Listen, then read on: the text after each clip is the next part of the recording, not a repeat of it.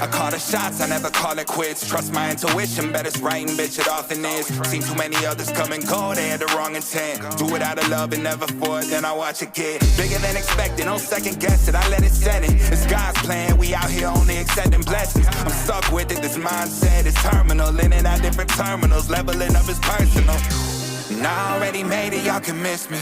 I smack my girl's ass, tell her pinch me. It's hard to believe I made something from nothing. No hindsight discussions, I've been writing, I love it. Welcome to the 3 Gig Sports Podcast, where we are never wrong, just sometimes misinformed. Once in a while. It's been a while, though. It's been a while. For the record, yeah. We've got 2 gigs in the house tonight. Miley is out of commission tonight, so we're going to run the show and get the fucking party started. Yeah. NFL playoffs this weekend, baby. Absolutely. I'm over the loss. I'm still jacked up. It's playoffs. Still, I don't know about you. And there's some damn good games. Like, there's some hard ones to choose this weekend, right? Yeah. In my heart, I feel like one shouldn't be very difficult at all. I think we kind of talked about a little off air, but... Yeah, there's 2 games that I want to bet with my heart, but I don't think they will probably go the way I want. I'll just say that. I'm going to venture a guess I know one of them because I feel the same way. And I'm hoping. Doesn't mean I'm still not hoping that an upset happens. Yeah, because we need a little mess, right? It can't be chalk. Right. We don't want chalk. That's bullshit. But well, then they don't want to look so scripty. Yeah, no shit. That's the truth. Speaking of that, question. You don't have this, I don't think, in your notes tonight, but did you see everybody in Baltimore basically is coming out saying, yeah, we want Lamar here. Fucking, I think Harbaugh said there's a 200% chance he stays. You catch all this over the last few days? I have. I've seen that they know they're going to sign him, that he's going to be back, and we want him back, and everybody's just like tooting this horn and pounding the table. The problem here, why was the contractors done at the beginning of the season then? Yeah. If it was a 200% that he's going to be back, this would actually make me think not to, right? Like with the injury again. Yeah. Yeah, but I'm with you. Everyone keeps. It seems like a ploy to make it seem like we're trying to get the deal done. He doesn't want to get the deal done. You know what I'm saying? So that they don't look like the bad guy? Yeah, because after their last loss there in the playoffs, he had put this long tweet up where it might have been an IG story where he basically said, if you care about something, you take care of it and you do this, and then that thing takes care of you. So he's basically saying, without saying, like, pay me and I'm going to take care of you. We're going to get this done. But then he hasn't said anything since then, and that's what they've come out with. And it's kind of like, I think the bullshit, if they keep him, that they are going to try to do is do the franchise, which is going to piss him off. It's not going to work. But then all you're doing is kicking the can, and you're going to end up having to pay more.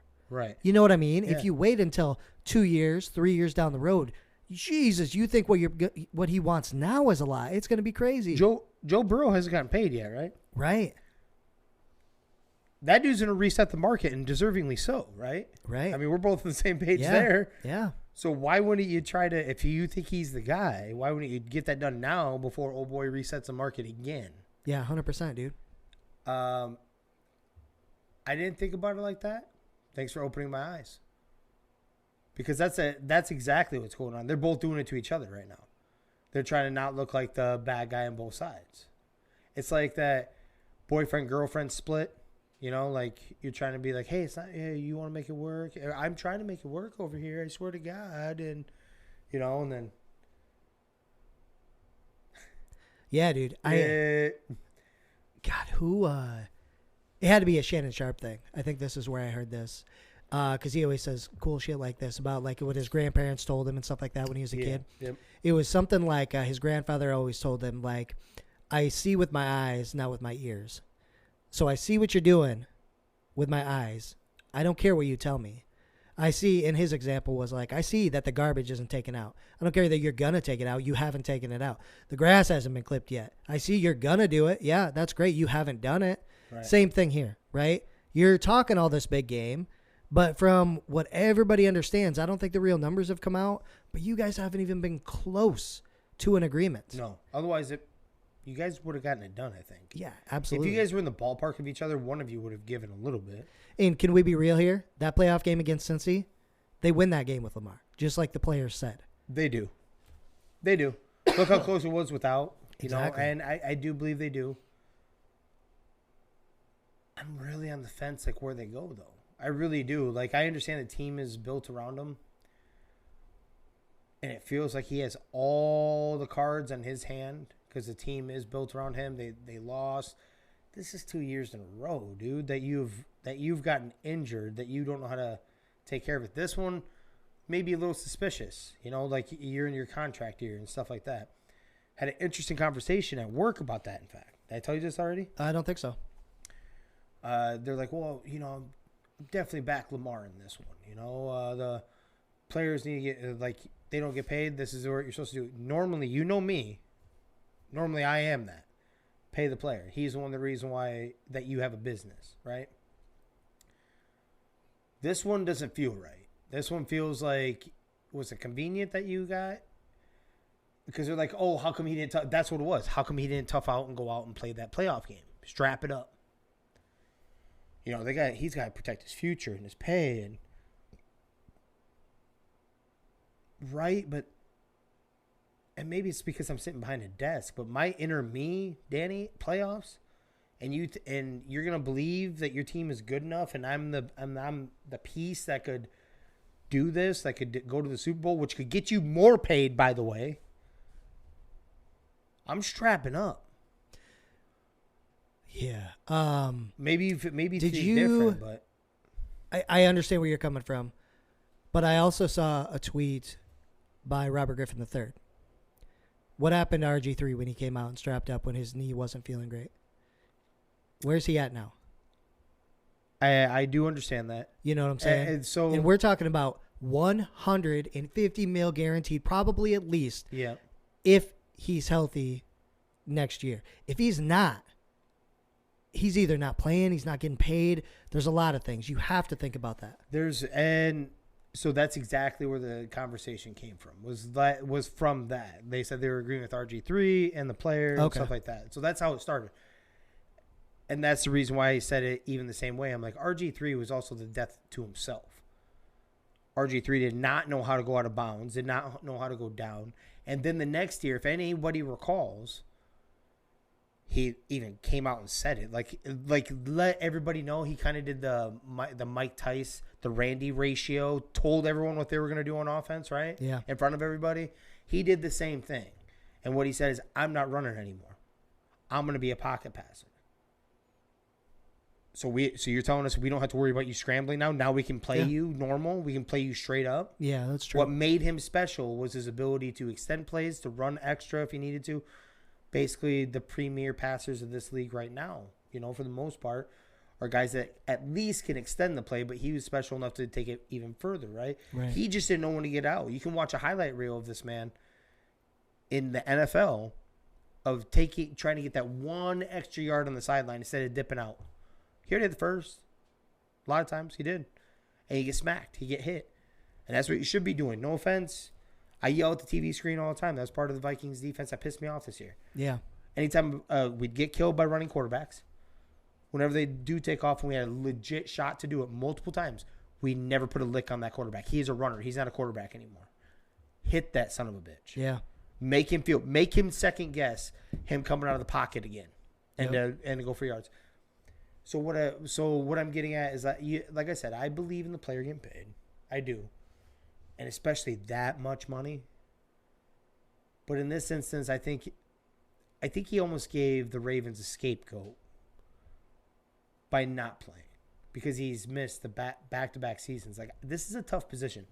Me and you talked. I think we're going to do this here soon, right? We're going to do play GM, right? Where we were talking about that just before we hit the record button, and we're going to play GM of certain teams here coming up in that upcoming episodes.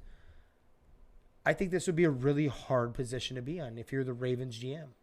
Yeah, I do not disagree, dude.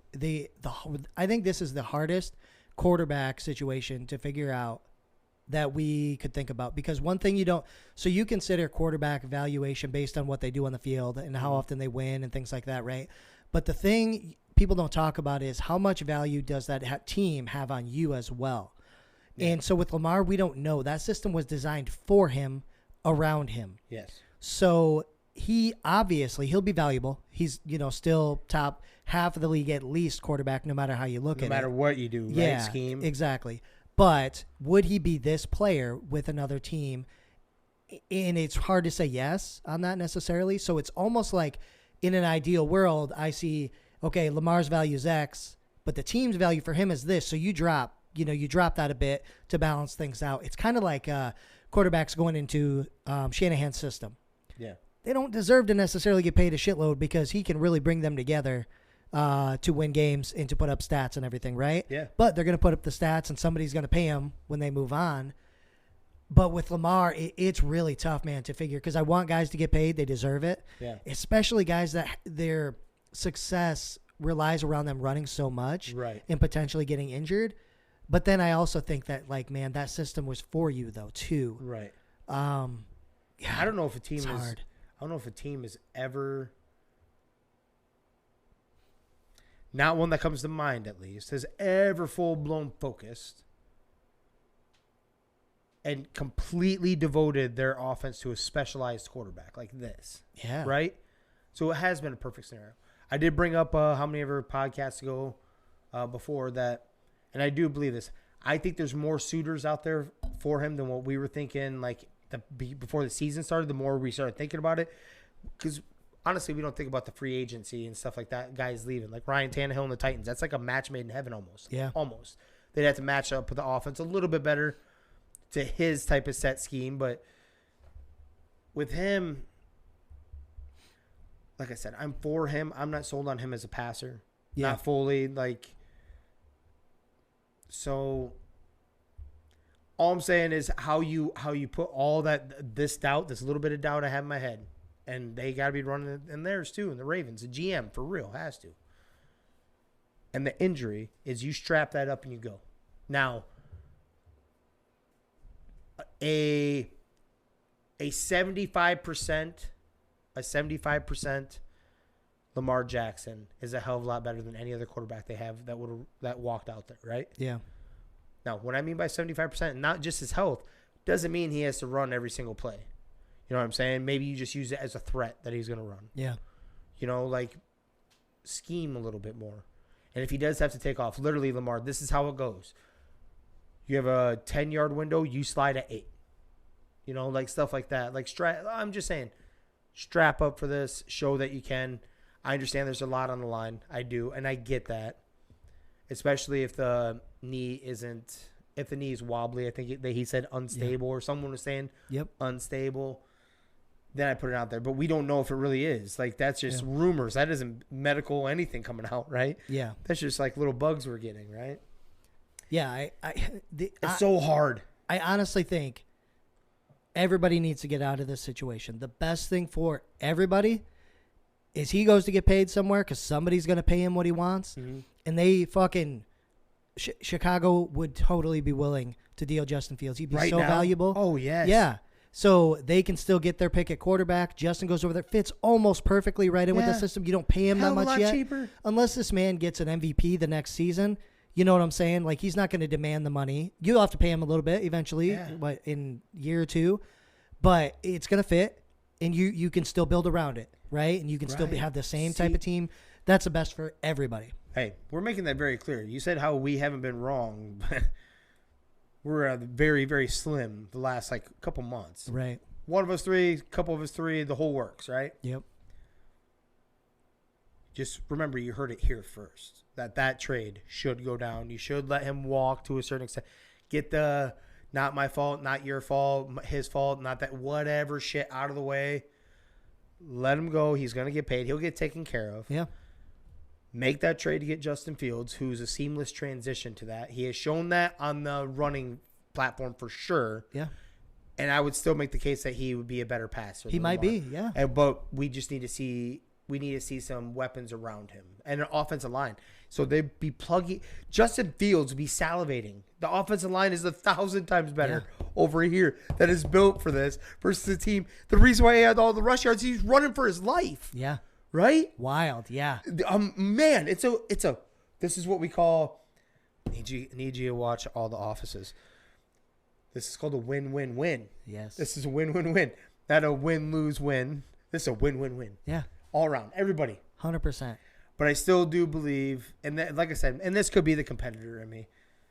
Playoffs, you sat up until that playoff game. You strap it up for that for you and your teammates. I would like to think so too. I get that. You know, like you and your teammates are out there banged up playing too, and they're doing this on the hopes that they make it to the Super Bowl. I've never had $200 million stare me in the face either, so I would like to think that. I think that right now. Well, I don't know. Well, in that case, maybe he should have. If he was that worried about it, what are you worried about getting $50 million a year? You could have taken the 42 or whatever they offered.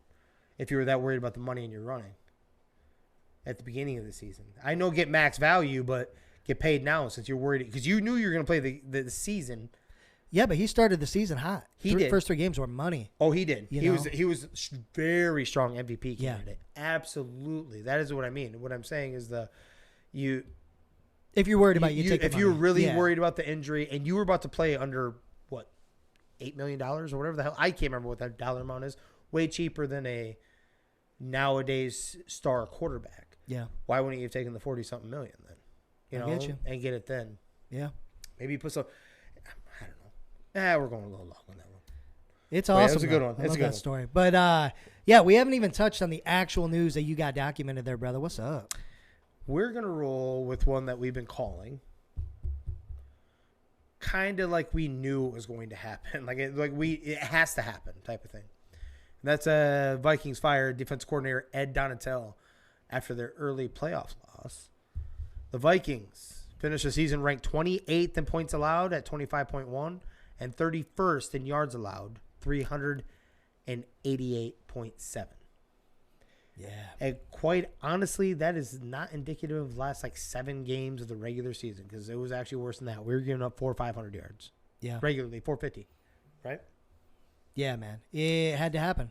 And you went on your stool, if you will, the other day, and you preached and you said, listen, these are the things that needs to happen, and that's one of them. And you're totally right. It makes sense. He didn't adjust anything when we needed it. He just put people in bad positions, too. I'm on board. We have to fill it with a solid piece. And we talked a little bit about that. We did, and we're doing that right now. Okay. Where are you going? I want your top 3. I want your top 3 defensive coordinators. And I know you said one clear cut is where you get really excited. Yeah, Flores is the biggest one for me. I think it's a win for him because he gets bumped up into a legit, not some made-up role that he had in Pittsburgh, defensive coordinator. And then imagine this. That team goes from as bad as they were, 28th ranked, right? Basically bottom of the barrel. Should have been in the fucking top 10 draft picks with that. Yeah. And he brings us up to top 10, top 5, whatever the case. Imagine the value in him if he's able to do that. All of a sudden, head coaching becomes a reality again, in spite of the shit that's happening. Yeah. And he'd be motivated to do it. And I think earlier you brought up some feedback about players and stuff. So we're worried about jarring that chemistry. But on the defensive side, I don't know if the chemistry is the same as on the offense. So I think I'm not as worried about that. You know what I mean? So the only thing I would say to that and the build off of that to back you is, do you believe in Kevin O'Connell and his culture that he's already done? Because I'm going to go ahead and cheat you on this one and tell you, I do believe in it. I don't think he would tolerate it. He doesn't look like a mean guy or anything like that. I'm going to fuck you, get out of my building, you're fired.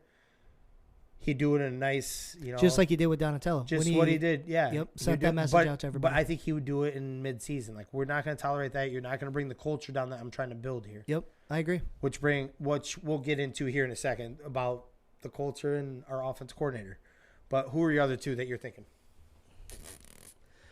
Man, who is it? Wilkes, right, for the Panthers. If he gets jobbed out of this head coaching position in Carolina, I would take him all day. Love it. All day. That's where Carolina got hot. It was the run game and that defense played out of their minds. And the team came around for him. So absolutely, I want a guy like that. Yeah, and the other one that I was thinking of is apparently you educated me on this. You went over to Green Bay as a special teams fucking coach, but I don't even know what his defensive background is. I don't really give a shit. The old Raiders, what is it? I can't think of his name. Was it Vic also? Pistachio or something? Yeah. The old Raiders coach, when they made the playoffs last year, when they had no business to, bring him over. Bring him over just for the culture side. Put the right pieces in place, and he'll be able to get it done. Shit, that pisses me off that he's a special teams fucking coach anyway. Right. You go down from that after what you did. So all 3 of these guys, I think, could do it, and they all deserve a shot. So I'd be happy with any of them. Man. Okay. I'm liking every one of those. I really am.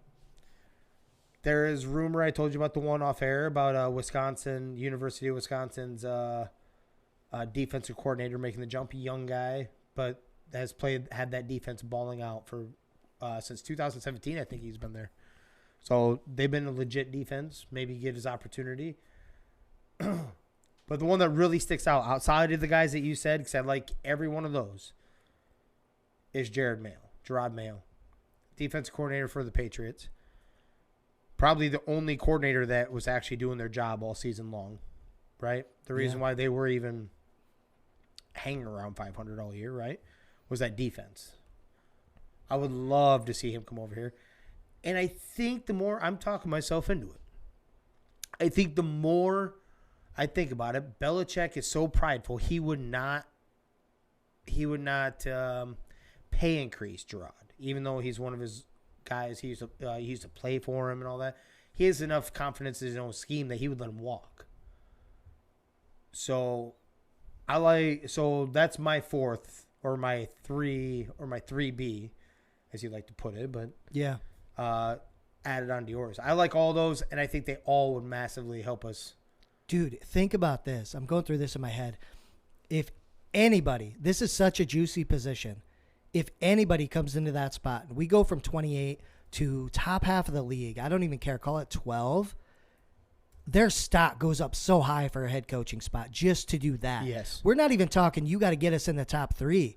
We're talking you bump that defense up to the top half of the league, you're in line, man. Right. You're going to be looked at. So this is a really juicy position, especially with when you consider we're going to have to put some pieces in, and they know that. They're going to know that coming in. Oh, man. The more I think about it, the more I'm excited, because I think that's one of the ideal spots to come to.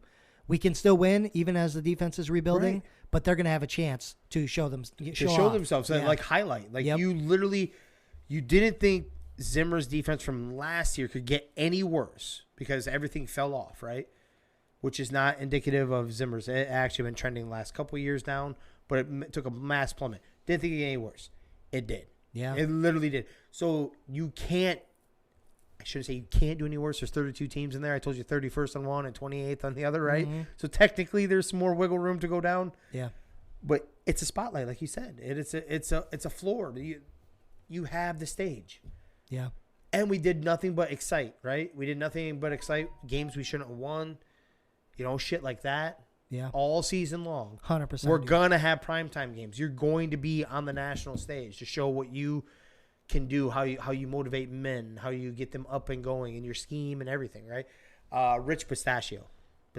Oh, okay. Pistachio. Yep. I was trying to see real quick where he is. He is a special teams coordinator.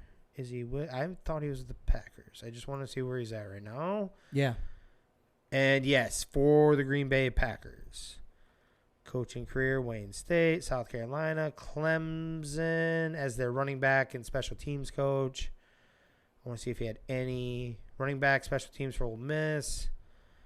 Tampa Bay, special teams coordinator. That was back in 2002. So that was with Gruden. Yeah. That was with Gruden. Yeah, that would have been. Yep. Chargers, special teams coordinator. Let's see. Auburn, assistant head coach, running backs, and special teams coach. He looks like a special teams guy, and they just keep kind of leaving him there. See, he might be the least qualified, but he'd be one of the more interesting ones. You know what I mean? Yeah, see what you got? Yeah.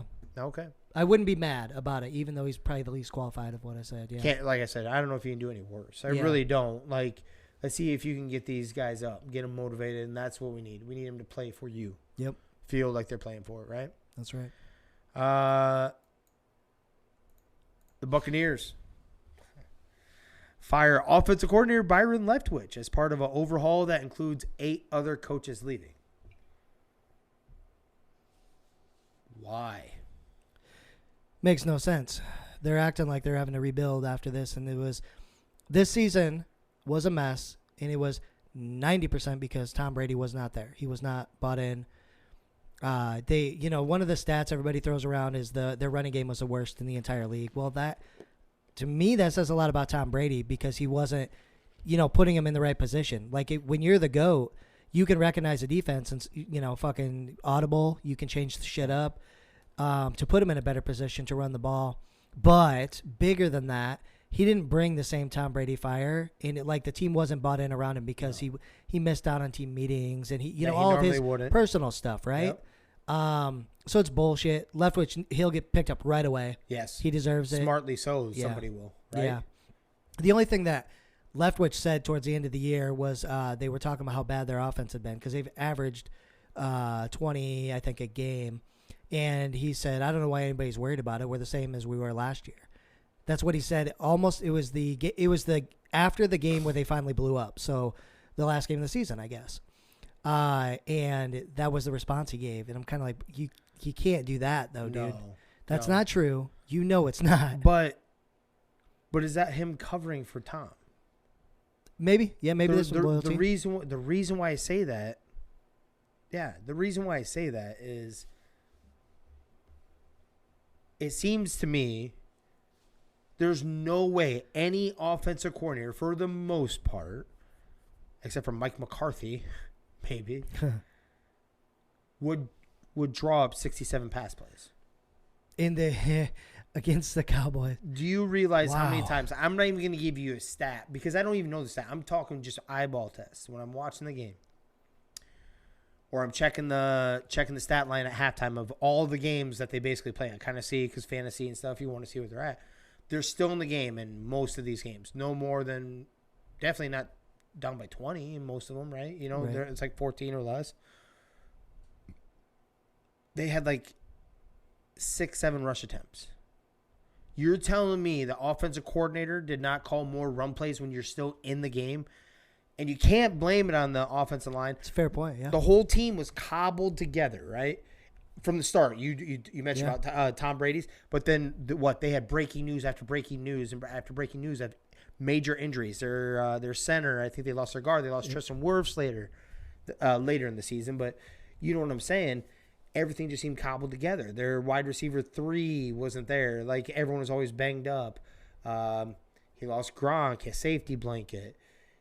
He, like you said, he wasn't there. And the one dude that would keep this motherfucker straight was Bruce Arians. And you see what happened. He basically got pushed out and got pushed up to the booth. Yep.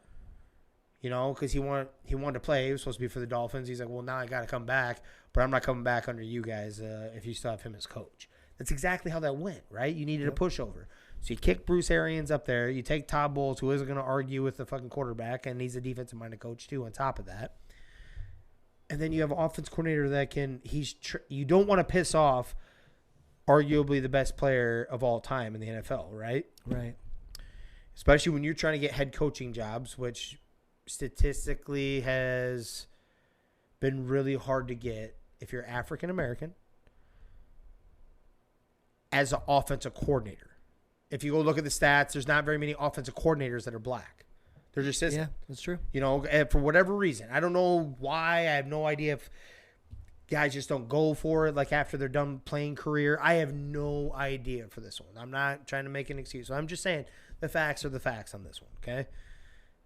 So you're definitely not going to ruffle any feathers. If I have any shot, he got me into the conversation of head coaching jobs last year, right? He just didn't want to take a turd of a bottom dweller that he'll probably be out of coaching because their team's going to be bad for 2-3 years, right? Yeah. So he came back to this. You're not going to argue with the dude that got you in the conversation, right? Yeah, that's a good point. I think Tom Brady was checking out of this. He was passing these balls more than it was. Their rush per attempt, I guess we'd have to go back and take a look. It was around 2 for the season. Was it around 2? Mm-hmm. But is that also, that's everything? Yeah, that's considered. everything. That's like running. That's Tom Brady's also. Yeah, it's probably the whole the team. Yeah, right. You go to the running backs. I don't think it's quite as bad.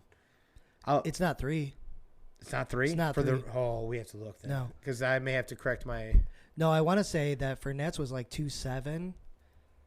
It's not. It's probably better, but it's not. I don't even think it's 3, bro. I'm gonna look up quick. I want to make sure. I'm right before, or not make sure I'm right. Educate myself. Yeah. While you're looking at that, I'll bring up that stat that I told you about. So he threw the ball 67 times in that game against Dallas. Yes. He averaged 3.5 yards a carry, Danny. Fournette did? Yes. That's what I'm saying. And when you go and look at him, because when they were saying they couldn't run, that rookie or whatever he is, maybe he's a second-year running back, the other guy they were split with. Yeah. That dude seemed like he was averaging 4.2 every time I seen it at halftime. They just didn't run it. No, but Fournette, you're telling me Fournette averaged 3.5. Swear to God. 3.5 because I know the carry. other cat looked better. Definitely. 3 touchdowns, 668 yards rushing, 3.5. I swear to God, I saw it under that. Yeah, no. Holy shit. His receiving was 7.2. Yeah.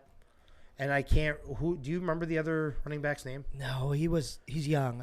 I don't remember his name. He definitely looked better than Fournette, but go ahead with the stat. I didn't know Fournette. 3.5 isn't bad though. No, that's what I'm saying. Shit. And we've talked about this a million times. What happens with running backs? What do you need? Yeah. To you need to give them carries, man. You need momentum, right? And that comes from carries. You need more and more carries. Yeah. Because you're aware of the defense down. They weren't there. They kept just throwing the ball. Like they had to throw the ball even when they were only down by 7. Man, 3.5 isn't terrible. But the stat that I was going to give though, he threw the ball 67 times, 300 yards out of that. And first of all, 67 for that motherfucker, 45 years old. 67 passes. But in the history of the NFL, for people that have thrown the ball 300 yards, he averaged the lowest yards per pass in history, which was about 6. It's like a 6.2 yards per pass. Because of how many attempts you said, right? Yeah, 67 balls. And look, to your point, this wasn't a close game. They were getting beat up. Why? It's like the game's over. Whatever, but yeah, it seems like now it's a big rebuild.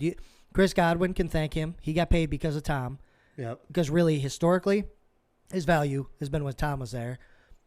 But I know we're going off track of Leftwich, but this season showed how important Gronk was to Tom Brady. Yes. So much, man. Yes. Holy cow. Maybe that's what actually made you take the spike up. Like Randy was a ridiculous athlete. Yeah. That's the reason why he would throw outside passes to him, because he had miles of separation. Yep. If you go and look, he does not like throwing outside. Go through his history.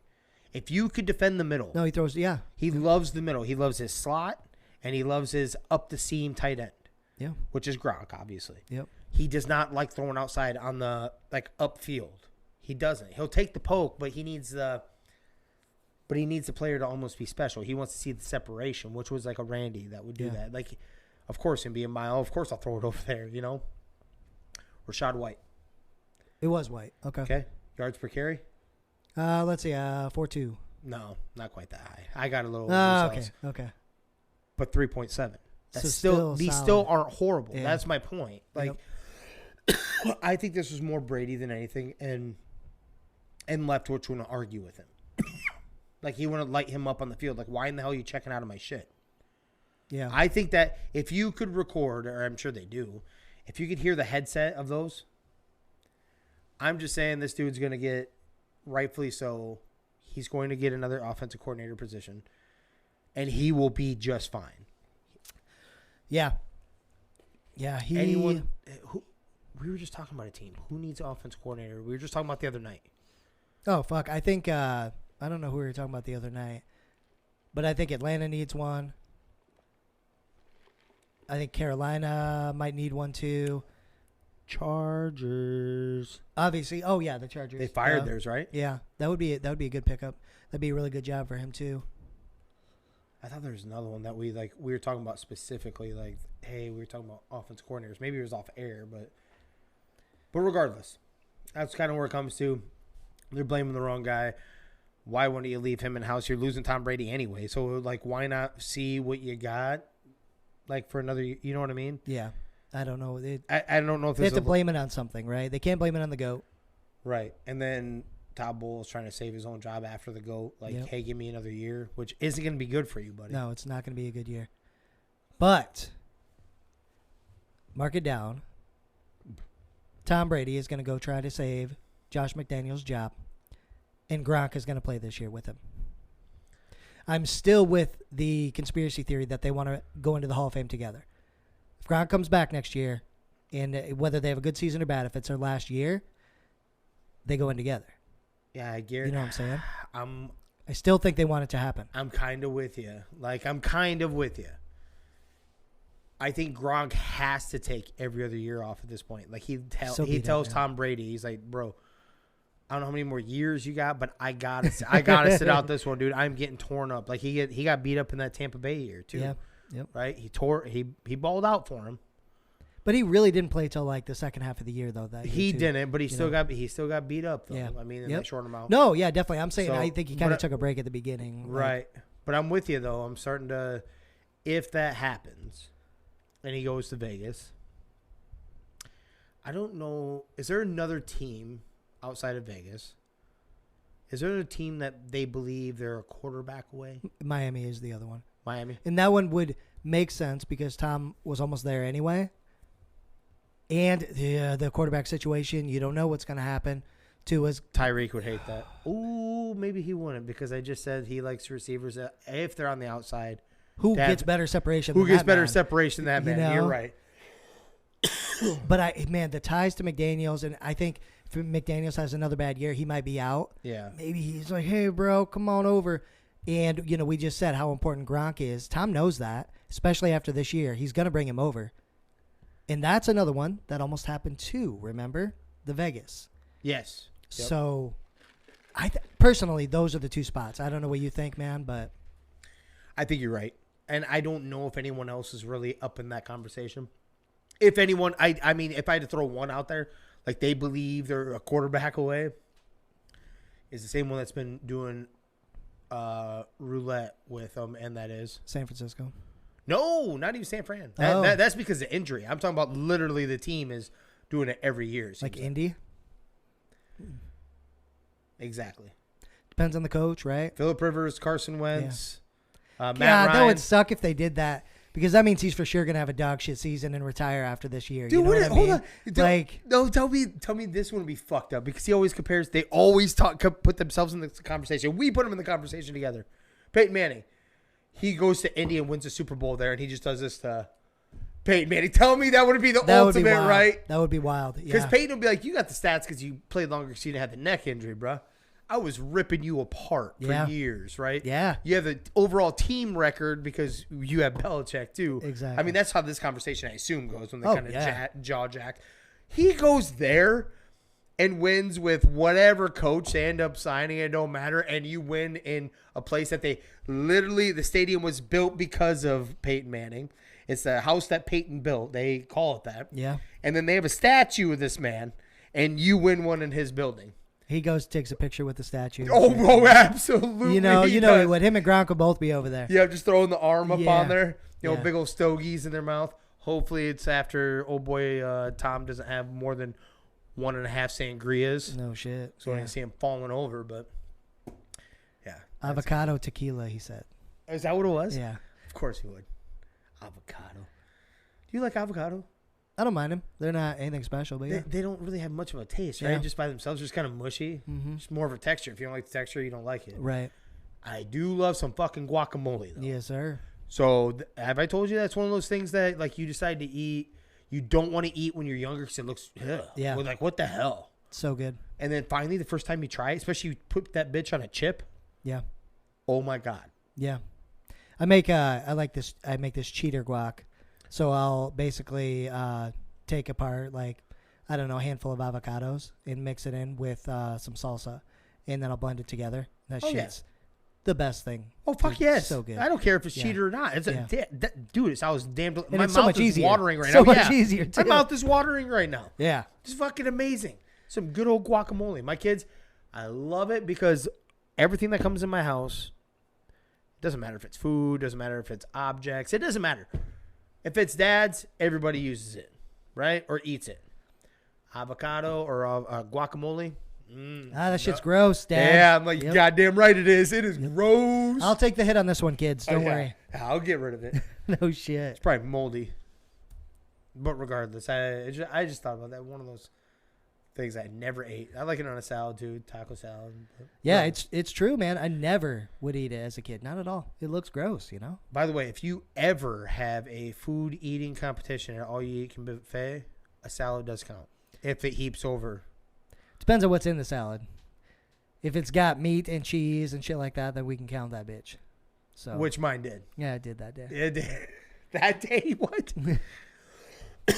That took them a lot of years to finally come up and admit that to me, though. Yeah. Then would you just finally let that go? Like, not or too tell long me ago. that it was like last year, maybe? Yeah, because I think we're past the point, so you can't claim that as a win.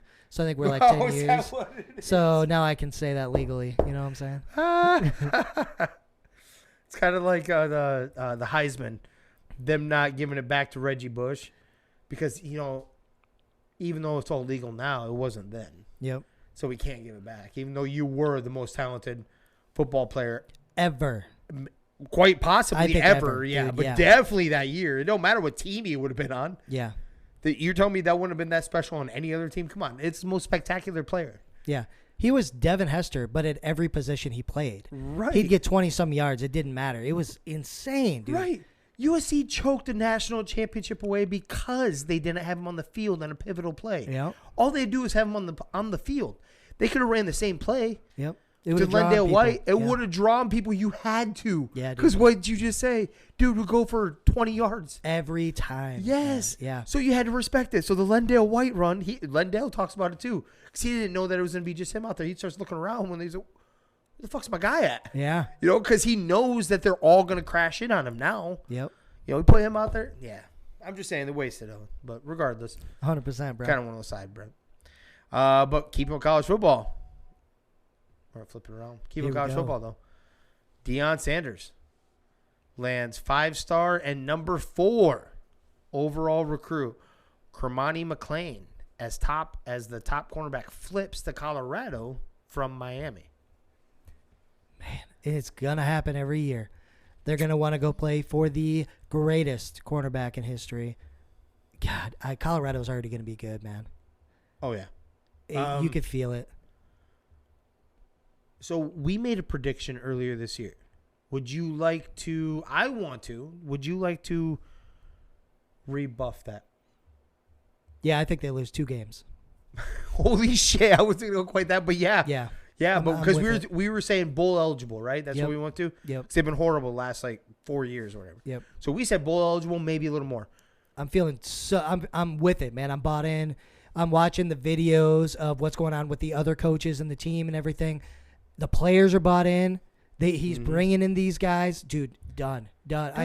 I want to say, I thought UCLA was going to be better this year, and it seems like Chip's not quite doing his thing over there. USC obviously has some holes over there. Dude, 2 losses. That's where they're at. They're going to right away be in the fucking mix, dude. Not college football playoff mix, but, man, for the next year, let's go. I was going to say 4 or 3 losses. Because we were saying originally 6 not and too 6, far 7 and off, 5. alright. But I was like, I didn't want to get overzealous. You were there. doing it. You're I'm there. doing it, dude. You're hook, line, sinker, Yeah, right? 100%. We're on the same ship here. I was going to go probably 3 losses. And if they were going to be anything, they were going to be the big boys. They were going to be Oregon, USC. I haven't looked at their schedule. I don't know if they're even facing all these guys, but it'd be like something like that. Those 3 losses. Got teams that have been together a little bit longer, and they've already had it figured out, and they know the atmosphere, right? That's the only thing that I separate. They are slapping up everybody else. Yeah. And I am fully on board with that. I'm getting to this culture thing. I have never really thought about it like that up until the last couple years, honestly. And it is a big thing. It is a big deal. It really is. When something is so shitty wherever you're at, your life is shitty. It really is. Outside of that 8 hours or whatever it is, it really is. But you could change it you could change it in a positive when it comes to like athletics and sports teams and shit like that too. You go and you bring in a guy like this and you watch this. He has Colorado's whatever athletic director. All of these guys are just enjoy. She's kicking their feet up right now. Yeah. Smartest hire we've ever done. We should have done this before. We would have been a year ahead or 2 or whatever. But they're kicking their feet up because every part of this has been good. Every single video. As soon as it didn't look as bad, they tried to make it look bad on one of them where it said that you could basically pack your shit if you're not here. If you actually play the whole clip, remember that came out? Yeah, It's like, it wasn't that bad. It's like if you're not here to come to work, there is someone here to come in to take your shit. And I'll do it through the transfer portal. So if you don't like it, kick rocks. Iron sharpens iron, bro. Right. They need to know that. Yes. You better play at the best of your ability or somebody's going to come in and take your spot. Yeah. So more coaches need to say that. I want to see more of that from other people. Maybe there's more of that going on, but I don't think so. Damn straight. He wants it. You look at him and he has all the credentials in the fucking world. Not just the credentials as arguably the best football. I heard this one and I like this actually. Arguably the best football player of all time. Okay. Think about that for a I don't second hate because he played all 3 phases. He's arguably one of the best return men of all time. Yeah. He's the best corner of all time. He also came in and played receiver. Yeah. I don't hate it, man. And then he played baseball. And he was pretty fucking good at baseball. And he was pretty damn good. He played in the World Series and in a playoff game. Yeah. You know, no big deal, right? Yeah. Went and played an NFL game. Also played for the Braves in the World Series, right? Yeah, dude. So my point is, for a guy like that with all the credentials in the world, you're not going to argue with this man. He knows what builds success. And it isn't just off of pure talent, like everyone thought he kind of was before, you know? Like, that's what my impersonation of Deion was. Oh, he's just like, he was blessed with God-given talent but never worked hard. That is not the truth. No. By the sounds of it, he was the ultimate fucking worker. It wasn't just the swag is there, and then he's pushing off. You want that swag? Let's push hard. Yep. Be here to do it, and he's bringing them in. And if they only lose 4-3-2 games, whatever that swing is right there, the number of top 300 recruits that dive into that system the following year, because he's already gotten 4 this year. Yep. I think it's 4. Way more than that. That's more than they've had combined in the last 3 years, by the way, in the top 300. Jeez. All right now. And we're technically not even done. This is kind of, he's flipping guys already, right? Fully on board. He's in a ball out. Pac-12 better be aware. UCLA has a slip, like they have shown in a few games. Oregon has a slip, which they have shown. And USC, which has to, but I don't know what they're going to be. 1 year, the first year of it, don't know. We'll find out. But if they slip up, this man isn't going to slip up. No. His team won't slip up. He has something that all these universities don't have. Or he's going to have that they don't have. A defense. Yeah. He's going to have an offense, but he's going to have corners that you need to throw to your best receivers. You need to throw at some of the best corners in the nation. Taught by the best corner of all time. Yeah, bro. They're going to be so good. And there's not very many teams where players play above their skill level for a coach. Colorado's going to have that across the board. They might not seem like top to bottom they're the most talented team, but those boys are going to play above their ability, like what we've seen as their abilities, because he's the coach. They're going to be a really good team this year. Oh, was he a top 300 too? That running back he brought in, jacked. He's going to be something stupid too, yep. Right? It's going to be so awesome to watch. I don't watch very much Pac-12 football because it usually comes on. It's going to change a little bit, I think, because Pac-12, a lot of that stuff's going to be dabbling with the Big Ten. Mm-hmm. Those teams are eventually a couple of them are going to be coming over. They've already been flirting with it. So I think we're going to see more game times to where it starts heading more towards where more of the nation can see it. I'm going to be paying attention to Colorado. I'm going to make sure I'm watching some of that. Agreed, brother. You know? We'll continue with a little bit of college sports right here. Try to get Danny Struck, his nerve going. Struck, he says. A California lawmaker introduced a bill Thursday that pushes for college sports revenue sharing. Now, Yeah, go ahead and explain what that means. Okay, that's exactly what I was going to do. I say, before you do your thing, let me explain to anyone that's listening. That means, more specifically, I do believe it'd be targeted towards public universities. Anything in each athletic department. Let's say, for instance, football, but it'll be for football, it'll be for basketball, for volleyball.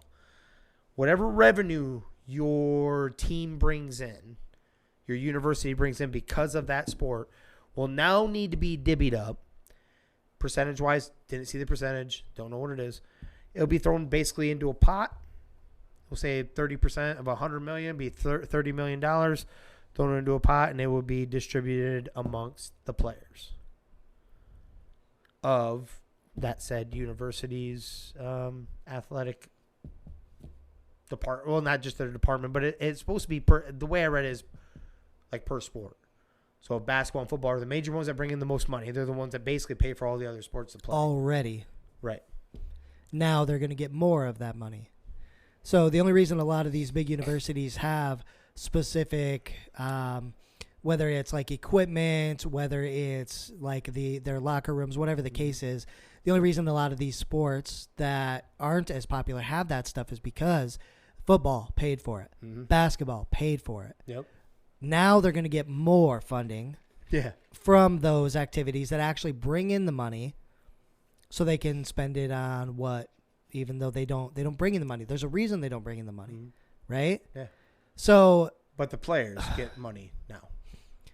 Right, and that's worse, right? Yeah. I could deal with like everybody needs to have good facilities and stuff like that. We're like, all right, fine, because I think it was like 5% or something already was going for the most part across colleges, which is a lot. It's a lot of money because they make a shitload of money, especially in football.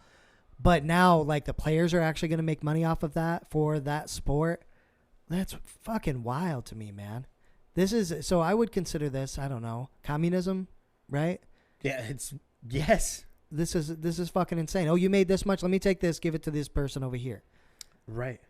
Like, it's not, I wish disrespect to those other sports. I wish it wasn't forced, right? I'm gonna let you keep going your thing. I just wish it wasn't forced. Like, it'd be cool if the university said we were gonna do that. Like, hey, like each one, like let's say the NCAA, not a government entity, the actual NCAA, just be like, you know what? Our universities want to pay our players a certain amount of the profit share. Every university, because then this is what we talked about, like when this nil thing before it started, what I believe should happen. I want them to get some money. They get so much, but it's every single player on the team, top to bottom, superstar, all the way down to the last dude on the bench. And through every university, you can't go anything above a certain dollar amount, whatever you decided, but at least it'll go towards, we're doing something stupid. Now you're going all California and you're going to throw this 30%. Now what's going to happen? You already are in California. You already get drawing high recruits. So now not only do they get their nil deals, but then they go over there and they're going to get basically pay for play from the university. But go ahead. Now my head's going a different direction. So this money's going to the players, right? Yes. So then what does that mean when these players get that money? What gets taken from that money that those players get paid? Yeah. Taxes, baby. This is another way for California to make money. Yeah. Like exactly what that is. To get their own. It's double dipping. Yeah. It's double dipping off their own money. Yeah. Right? Because they're paying for the public funding of a UCLA, right? Yep. Am I wrong on this? No, I don't think so. Because I think that was their gripe and their argument to try to keep UCLA in that conference, right? The government pays for some parts of that, right?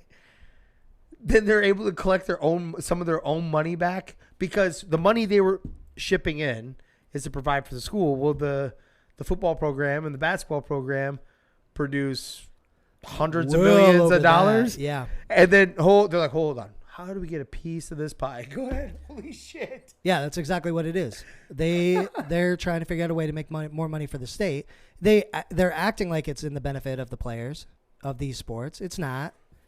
The players are going to get their chunk taken out for taxes, and California's got a new form of revenue right here. You've got to look at it that way. That's the only thing that makes sense. That's why else would the state of California get involved? Right. It's not out of the goodness of their heart. It never is with any government, okay? No. That's exactly what it is. It is. The reason why I'm smirking so hard, we're going to go down a little bit of a rabbit hole here. It's the same thing that goes on with the government right now. Literally. They try to sell you on the fact that we need to make... Are you talking minimum wage right now? No, let's not go that one. But yes. Actually, it all ties together. Absolutely. Yeah. It all ties together. Yeah. It all ties together. And that is, we need to tax the richer more. Why? What is your goal of it? What is the great thing about the United States, Danny? You come over here on a refugee. You've got a dream, man, and you can accomplish something. You can become more than what you are. That's the whole idea. That's the whole. You literally can and start they're from trying nothing. to take part of that from you, Right? You know, so you become that, and you create something, and you build and you build a huge, what you want to call it, an empire, or whatever, a big company that provides thousands of jobs. Who every one of them pays taxes on. You sell shit that taxes get taken out of, and now all of a sudden the government's like, well, you're making too much money. Now we're putting a cap on that American dream, right? But then, absolutely, thank you. Yeah. But then also putting out there and selling it to the general uneducated folk, selling them on propaganda of it's because of them. They don't pay enough taxes. That's the reason why we have all this going on. That's the reason why we have a huge ass national debt. We could get it all taken care of if we just take more of theirs. Like, why? What was your dream of going forward? Because you tell me the line, I'm just gonna go below the line then. All you can do is change, like, if you wanted them to pay the taxes they're supposed to, then get rid of their loopholes that exist, that you put there. That you put there. Yeah. That benefit your friends. It's all bullshit. It's all bullshit. Yeah. But they basically tell you this so that they can up everything else so that they can pay for something that it's a nasty, ugly circle. Now, you raise the taxes and shit. What you do, corporations, go right back to what you were just saying.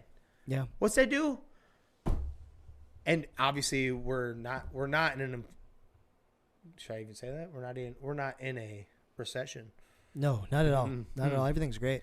It's all good. By the way, Google just laid off 12,000 people today. Microsoft laid off 10,000 people yesterday. So. Fuck It's not me. a recession. Oh, fuck me though. Was that what I tell you? Salesforce was 10 to 15,000 or some shit. Yep. Yeah, so just thousands upon thousands. Don't worry about it. That you go ahead and Just don't look over there. don't look over here. Mm-hmm. But my point We is, need to just do a political podcast. I too, know, get some shit rolling, bro. I know, but this also goes into, it doesn't matter what the fuck you charge an upper company. You sit there and keep charging up. And it's not take care of the national debt that keeps going up because you keep drawing fucking loans and paying for this, paying for that. Dumb shit that we don't fucking need, right? Programs that people fucking abuse that you don't need, that they don't have no proof of. It doesn't matter. But my point is, every corporation, no matter how big you make that, will make their money up. By what? Give the minimum wage. Take that up because everyone's preaching they need more to flip a burger, right? That literally a 14-year-old can do. It's like $8 for a Happy Meal now, dude.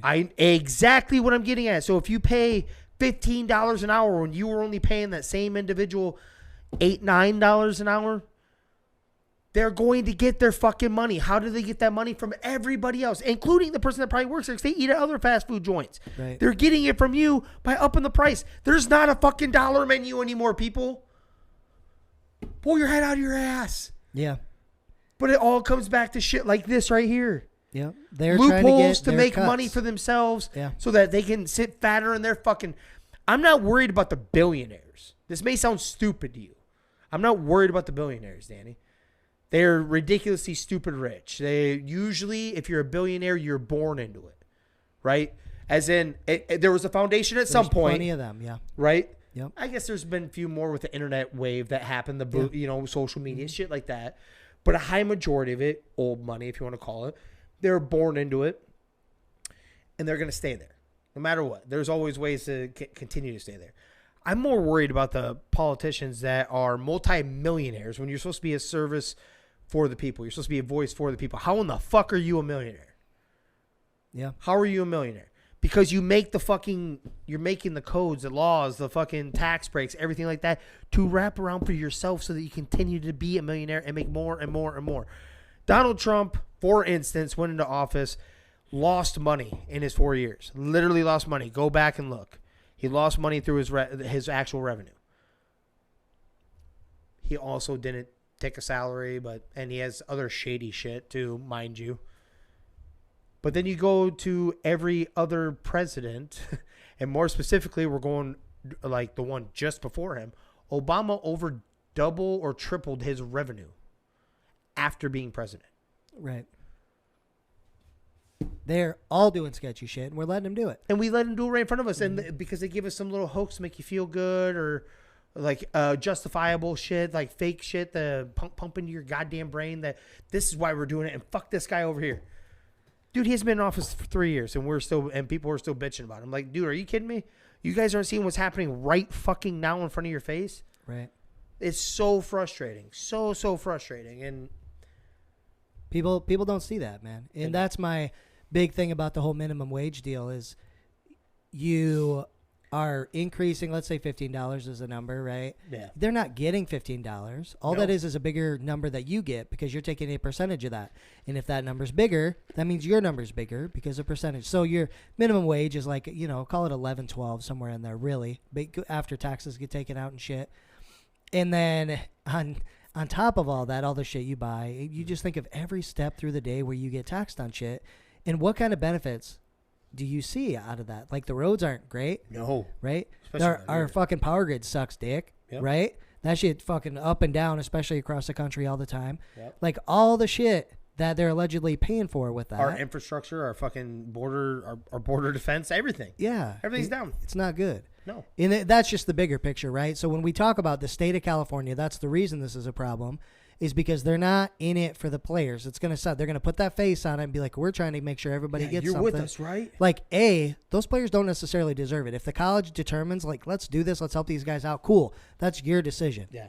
But to your point, when you get forced that's communism. Right. Okay? That's not free America. That's not the way we are. Right. That isn't how you get universities to make you pay less for tuition.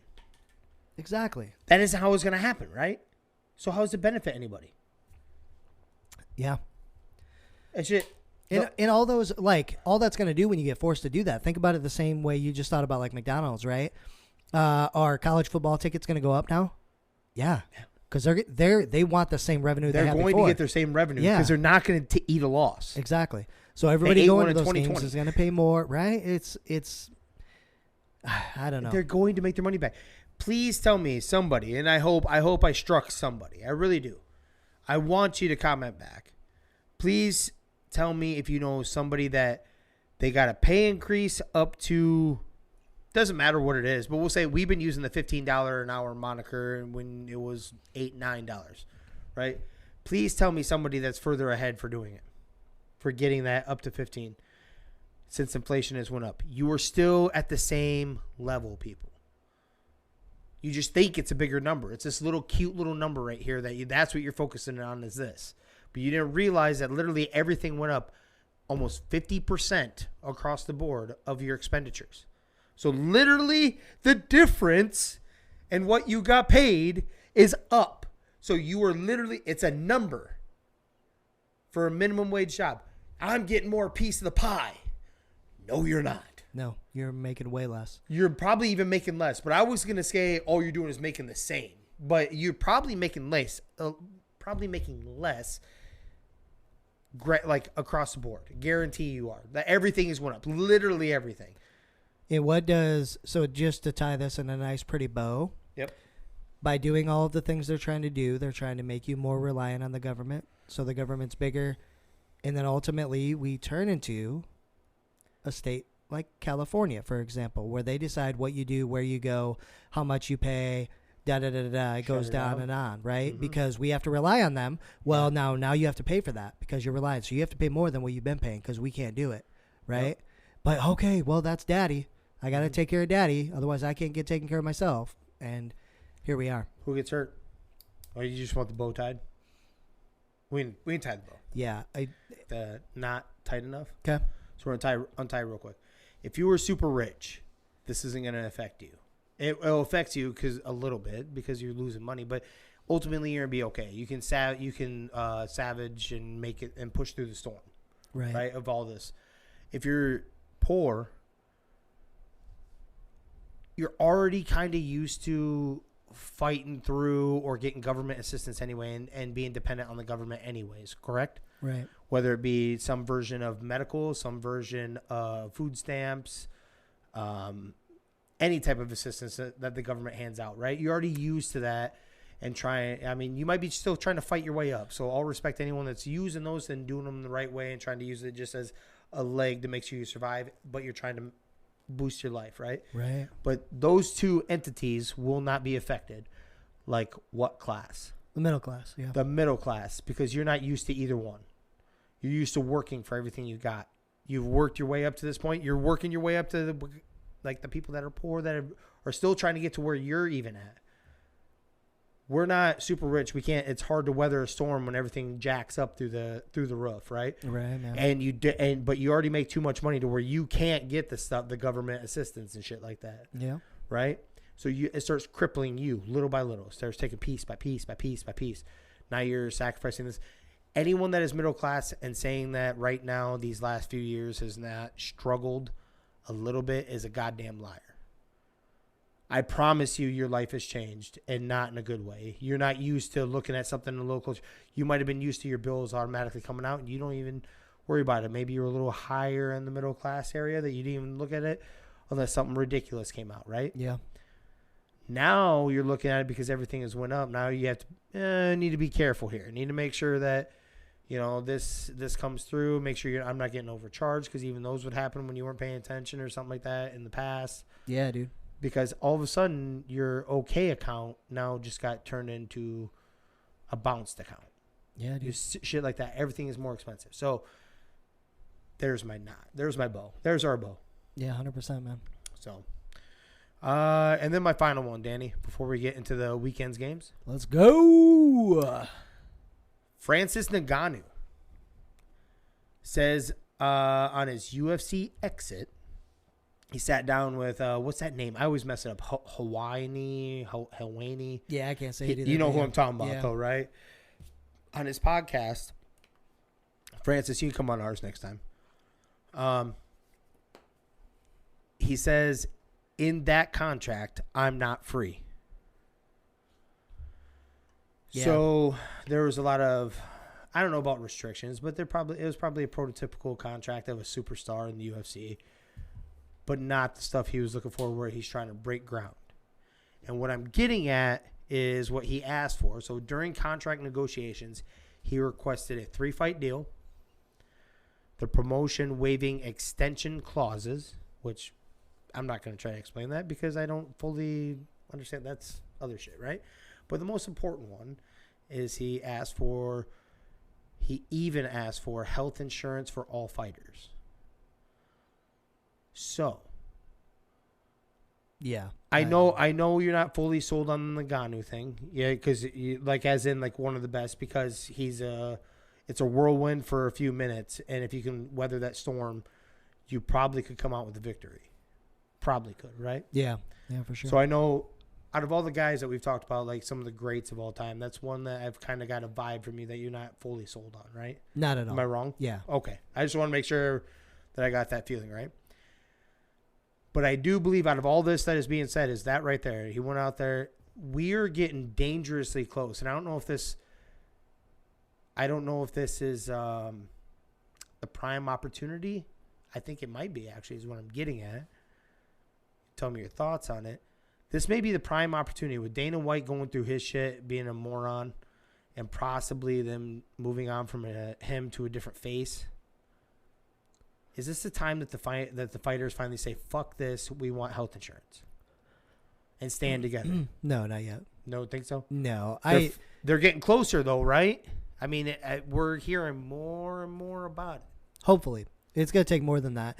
The Francis thing, I think, was bullshit. That was just his way to not actually have a contract. He didn't want an extension. When you throw that in, you know Dana's going to ultimately say no. So you know And it's not a bad thing. I think it's the best for everybody. He's going to go get paid. He'll be fine. And the UFC will be fine without him. He fought like once a year, dude. He was never out there. He wasn't like, you think of like Kamara or you think of Adesanya, right? Those guys fight all the time, even at their champion with their belt, right? He never did, dude. He fought once a year, and he was still injured somehow. Yeah. I'm not the biggest. He obviously has one of the hardest fucking punches in the world, It's one of the biggest hands. But besides that, I don't think he's a great fighter. John Jones would have eaten his fucking lunch. Because you're not going to touch John Jones. Yeah, 100%. So let me go on little baby branch, and then I'll get back to you. But yeah, the reason why is because you're not going to touch. John Jones is Floyd Mayweather of UFC. You're barely going to touch him. As much as like UFC can go, like of course you're going to, but you know what I'm saying. He's so technical. It's so hard to get to him that for you to rack up points is going to be basically kicking his legs. And then you keep focusing on kicking the legs to get points, and he's eventually going to rack you up. Yeah. Because he's very technical with it. So, yes, I believe the same thing because I don't know if John Jones could have weathered the storm if he actually comes in and he was actually able to land the shit. I don't know if he would be able to land it because I think John Jones is that good defensively is what I'm getting at. Yeah. That you're not going to land those hands on him in that fury. Yeah, John Jones is the greatest fighter of all time for a reason. And he's going up weight class, which is huge. He's going up with a lot of weight, all that. So much respect to him from there. Yeah. If he would have got touched, he would have got knocked out. There's 1,000,000%. Yes. Yep. But there's a reason he's the greatest of all time. I don't, it's you could talk to 80, 90% of MMA fans, and he's going to go down as the greatest no matter what, Yes. right? Yeah, there's no debate here. But John would have beat him, and I think Francis knew that. So there's no win situation if he fought John. And he's going to go out and make money. He wants to make more money, which is all good, man. Go make your money. It's cool. You're not really dedicated to the sport. You were here. You were a star. You made money, as far as I'm concerned, from where he came from, because he came from a rough spot. Yep. But the UFC is going to be fine. John Jones is going to take over the heavyweight, everything. This is the highest he's going to be, so this is your time to try to go out and get like a boxing one or something like that, right? For that major payday. Because like you said, if he would have taken on John and lost, your stock goes down, dude. Plummets, right? Yep. For sure. And it wouldn't, I don't think it would have looked good because I do not think he's a good all-around fighter at all. But again, respect to him. If he goes out and boxes and stuff, maybe he'll do all right. I kind of wonder if he'll look dumb because he's not technical at all. So I'm curious how that goes, Right. But either way, man, I think it's good for everybody. He'll go out and make money, and it's cool. Like maybe he'll do some movies too, make money that way. He can do his own thing, which is all good. Yeah. Go do it. We'll work on the years. Yep. But the insurance thing was just he's trying to act like that's where really you put trying. that in that you legitimately don't have. You would have signed the contract if they would have said yes. Okay. Right. No, you put in something that you know that he's not that UFC isn't going to do. Yeah. Not yet. Yep. Not over one fighter's contract. Exactly, dude. So I'm with you on that part. But that being said, it keeps getting touched around. At some point, we're gonna get there. Yeah. I don't disagree with that. Yeah. Yep. Yeah. That being said, he put that in there purely so that this one to get it done. Yep.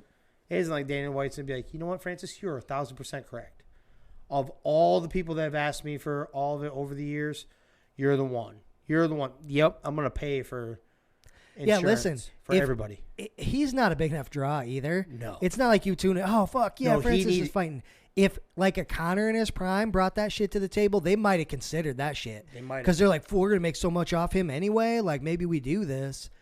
But not Francis, man. So it was bogus. Speaking of which, is he even still alive? I haven't seen him knock out a bartender or anything like that recently. And I haven't heard about a fight that he's going to take anytime soon. He's supposed to be, what, two more fights? I think he's got 2 more, yeah. Yeah, I don't know what's going to happen. They're just going to be money fights, but. He's kind of falling off the grid a little bit. Yeah, ever since he started juicing, I haven't seen much. Oh, he's definitely juicing. Yeah, right? man. Maybe he's waiting to get bulked. Then you got to wait for a little bit so you can pass your USADA test because they flat out said he's gonna have to throw a couple in. Remember that? Yeah. They're like because when he gave have you seen Donald Cerrone? He retired. You see how jacked he is now too. He did the same thing as Conor. Like as soon as he got off USADA, he fucking jumped on some shit. to get healthy. And not like he looks unhealthy, but he's way bigger than he was. Because, like, Conor left the UFC so he could get out of that pool, and he said that openly because he was using some stuff to heal up faster, which that also adds other benefits, brother. Yep.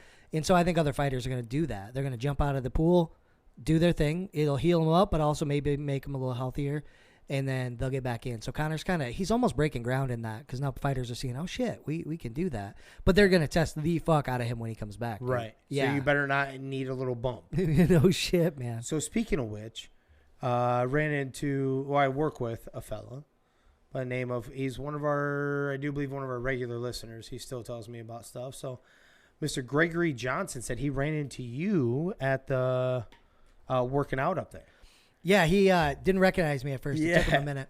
But I saw him up there. I'm like, all right. I like seeing people up here that I know. He's like, hey, so he's like, I see Danny up there. He's like, I had a brain fart. He's like, I've only seen him a couple times, you know. Yeah. And, but it like dawned on me. We're like, hey, what's up? You know. He's like, God, I didn't realize how big Danny was. You know. I'm like, well, yeah, he used to professionally lift weights. Professional weightlifting, powerlifting. Sorry, powerlifting, is that what it is? Mm-hmm. Used to professionally powerlift. And so little side one from that side is Greg Johnson used to do it too. Oh, hell yeah, cool. Yeah, so back in the day. Makes sense why he's so beat up, man. Yeah. You know what I'm saying? Yeah, dude. Yeah, so you know then. He used to do it, and he had the same reason for the most part why he stopped. So he went to the Iowa games, and he did all right, but there's a level that you can't reach unless you... Yeah, unless you start taking some things. And that's what, if I remember correctly, that's what you told me. Like, I can't do this anymore because I have a plateau.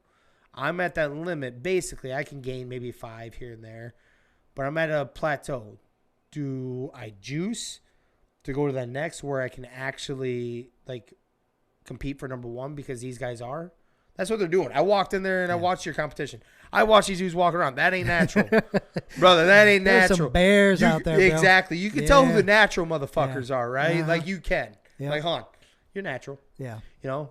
But the same thing he ran into. He's like, I was strong as shit. He's like, I was tearing up anywhere around here, like the, North Iowa. And I go down there. He's like, in fact, the group I was lifting weights with around here, they weren't in my ballpark. And he was, I don't know how to put that in a nice way because he didn't say it in a condescending way. He's like, they lifted. He's the strongest dude in the gym until he goes to a gym like that. Right. For sure. And they went down there and he found out that isn't how it goes. You might be all healthy up here.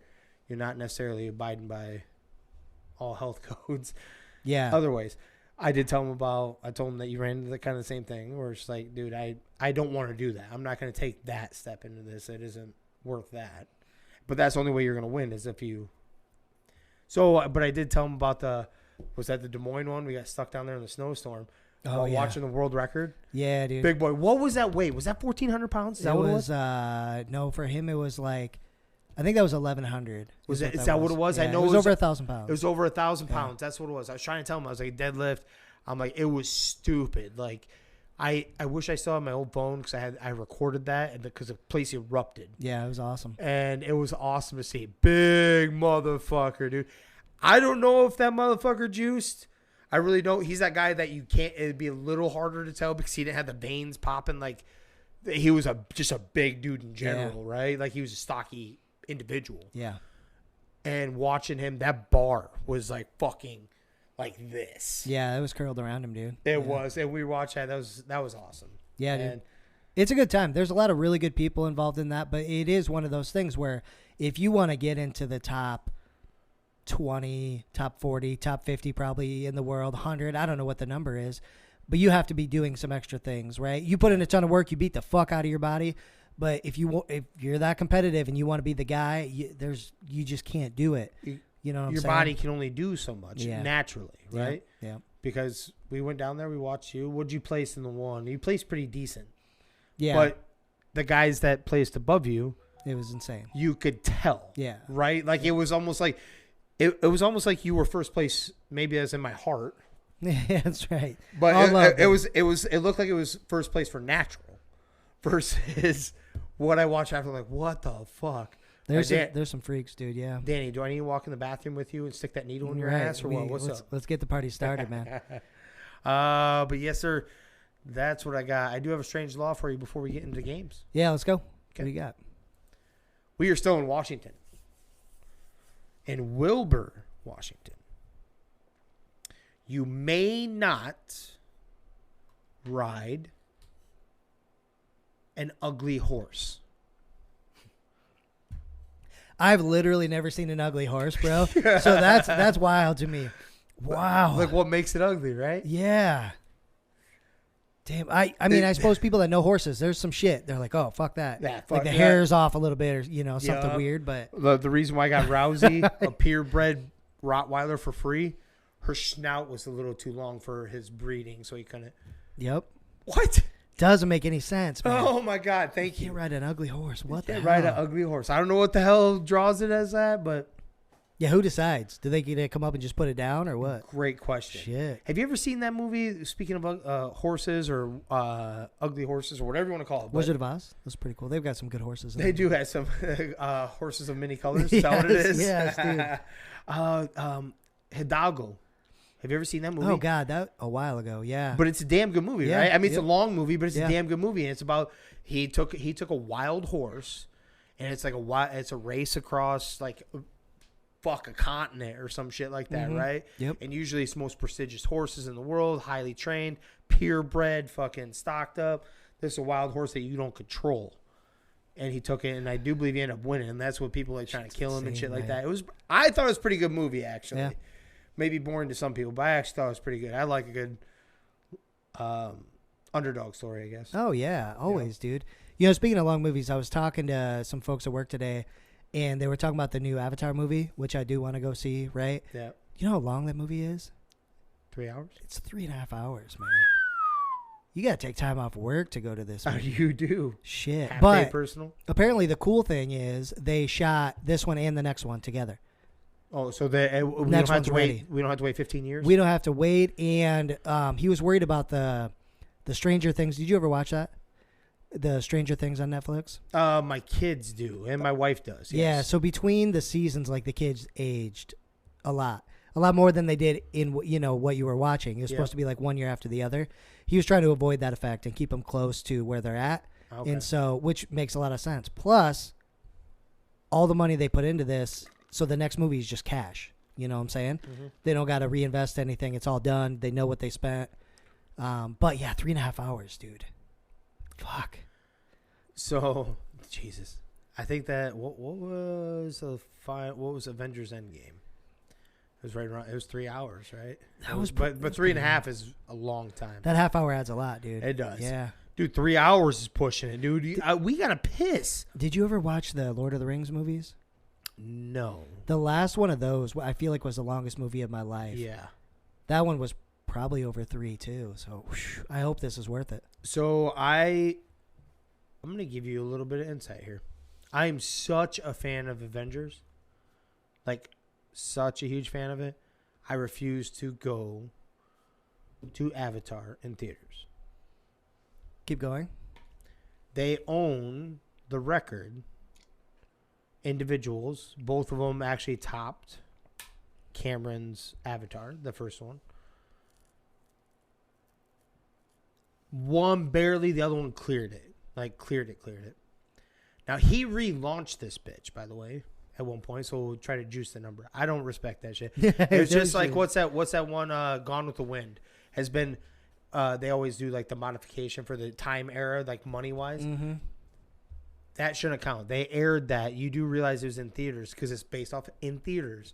They did that for like 10 years, right? Oh. Like they released it like Yeah. continuously. It wasn't off of the first releasing and it was out for 6 months in theaters. Plus, back then there might not have been a lot of competition too. Right, So, like, what else are people absolutely. gonna see? Absolutely. Yeah. But Avatar did the same thing. They relaunched, they did shit like that on the same movie to try to juice the number. Ooh, that's fair. Okay.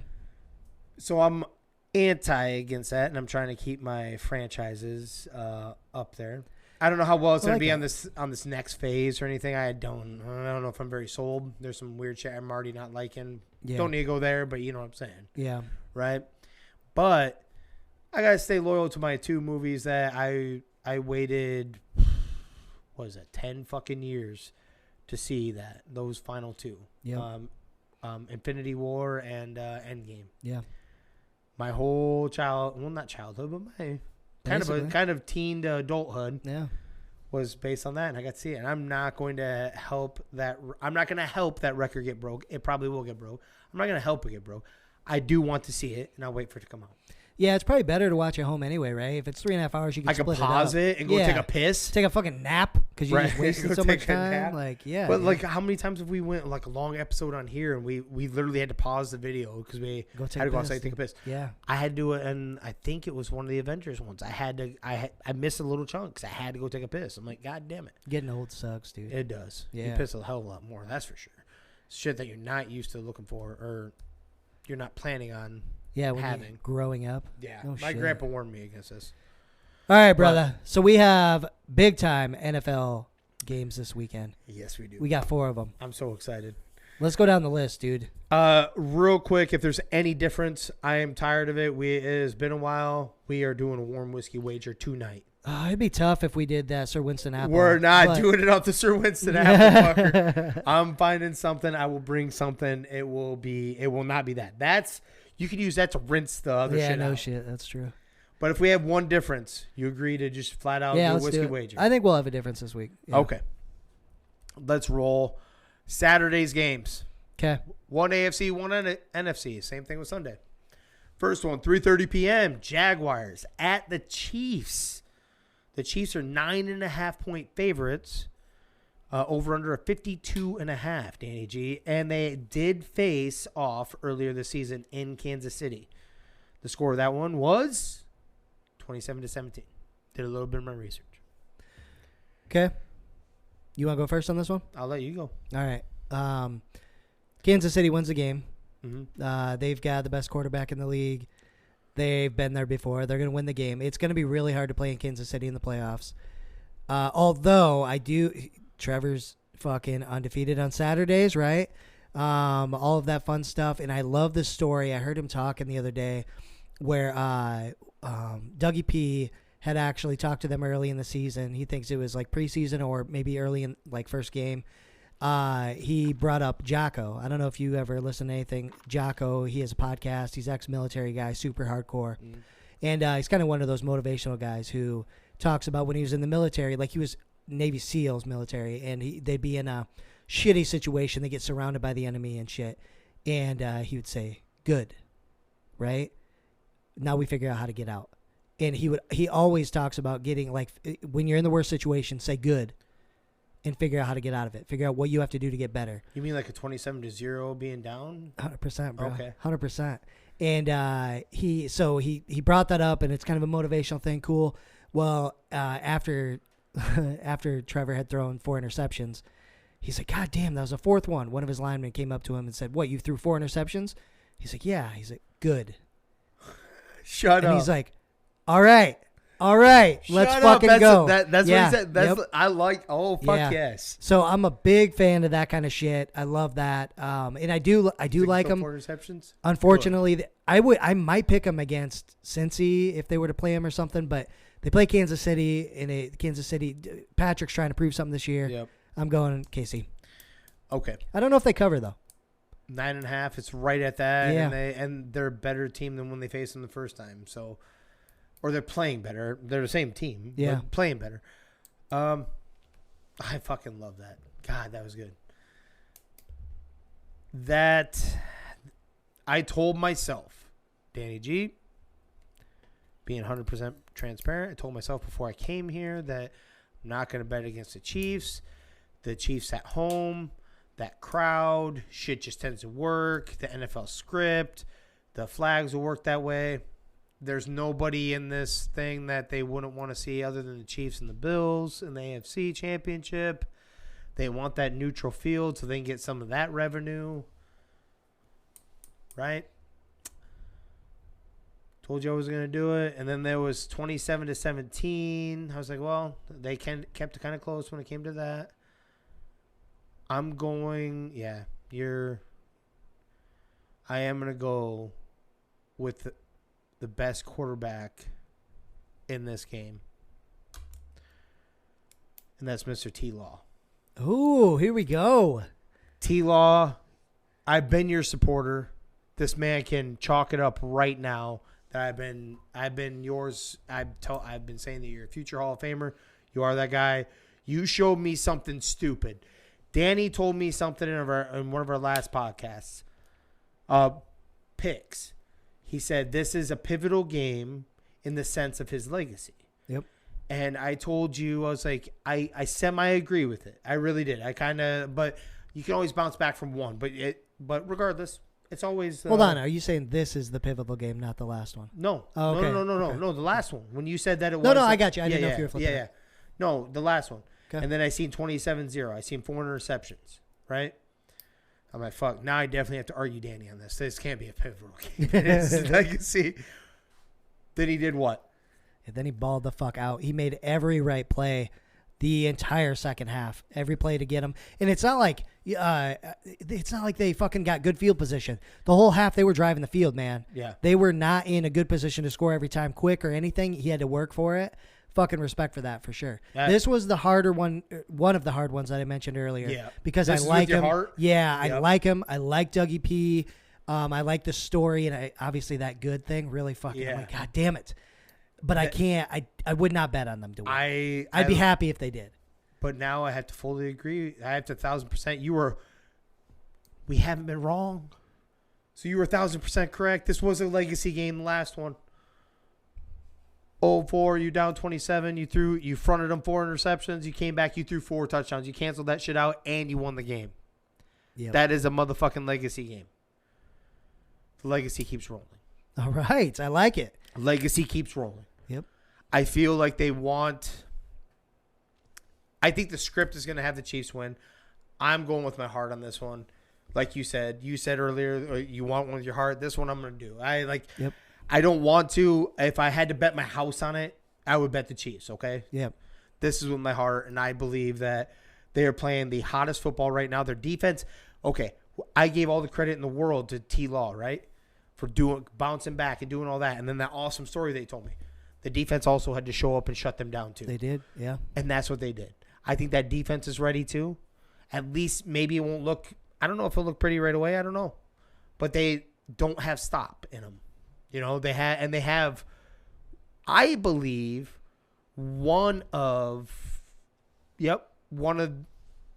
actually it proves it. I was going to say one of the best. There's actually a lot of really good head coaches in left right now, but it's a really good head coaching matchup. I love Dougie P. Me too. I wish we would have gotten him, but we got Kevin O'Connell. I love Kevin O'Connell, so I'm okay with it. But you know what I'm saying. Yep. I would not hurt we talked about that. Would have really loved Dougie P.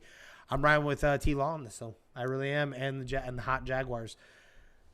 We'll see if the Chiefs have the right game plan. I don't know if you can game plan for that. All right, brother. Next one, which is Saturday night game. I'm really intrigued on your thoughts on this one. Giants at the Eagles. -7.5. Phillies land. Over under 48. Please, Danny G. Educate our audience. So, this is this might be one of the funnest games to watch this weekend. I really think so. I'm going to go with the assumption that Jalen Hurts is healthy. Yep. Okay. Well, let's ride with that. Jalen's healthy. They're going to come in. They have hit some bumps in the road since he got hurt. Even when he came back, he didn't look great, but he wasn't healthy. Danny Dimes is on fire. I know Minnesota had a bad defense, but he has not done what they unlocked in him all year until that game. They unlocked something special. Saquon is on a mission. I think this is going to be a really, really close game. This is one of the harder ones for the weekend for me. Is it hard because your hatred for one team? No. It's actually hard just pulling that aside. Just pulling that aside. And man, it's the division foe? I want to give an edge to the Giants because of all the changes, and I think they're much better than their record right now. But A.J. Brown is such an X factor, and I don't know if they have a solution for that on top of the run game that Philly can put on you. If I were betting, what I'm going to do is I'm going to say Philly wins by like a field goal. It's going to be a close game, but I think I'm giving Philly the edge in this. But it's an awesome game. This one, I'm going to be honest with you. This game and the next two were the toughest. Okay? All three of these. I'm not saying the Jaguars and Chiefs wasn't. I'm just saying I told you what this would go. Yeah. House on the line, Chiefs. Yeah. Going with my heart, doing this. This one, it's hard for me to set my hatred of the Eagles aside. I'm going to be point blank with you. Let's go. I called the Giants last year. I was a year ahead. Yeah, I do. Did I not? I did. Their defense isn't quite like it's competitive. They lay everything on the line. I don't know if they have all their front seven is sexy. Not sold on their back half. Right. Right? So if you can block for this man, I don't know. I'm with you. I don't know if they have enough. They have to scheme the fuck out of it to shut down. I'd rather lose to Devontae Smith than A.J. Brown because A.J. Brown could throw up 250 and 3 touchdowns in a heartbeat. Yeah, 100%. And you wouldn't be So shocked by it is my No. point, right? Like No. if we seen that stupid stat line, you wouldn't be like, holy fuck, did you see that? You would be like, damn, like good game. Yeah. Not shocked, Yep. right? I'm going to ride the hot train on this one. I'm going to go the Giants because I seen something in Daniel Jones, and I don't think it was only the Vikings defense. I think it was only the Vikings defense in the regular season when they lost to us, but he threw for over 300 yards. Yeah. There was something else in Daniel Jones in that game that They I seen unlocked that something, right? I agree. There you go. Your line unlocked. I seen something special in him. It wasn't just his running. That's been there. But the way in which he ran also was part of that. There's a little swag in that. Yeah. There's a little difference. But it was actually his throwing. It wasn't just like a deep shot or a wide open guy. It was literally shit that was on the money with when he did have pressure in his face and he didn't take off running. It'd be right there. The precision, the accuracy. He knew when to run. He knew when to pass. He knew when to extend it. He knew when to throw it away. If that is unlocked, it's obviously has them half-ass thinking that he's a franchise quarterback now, fully. Yeah.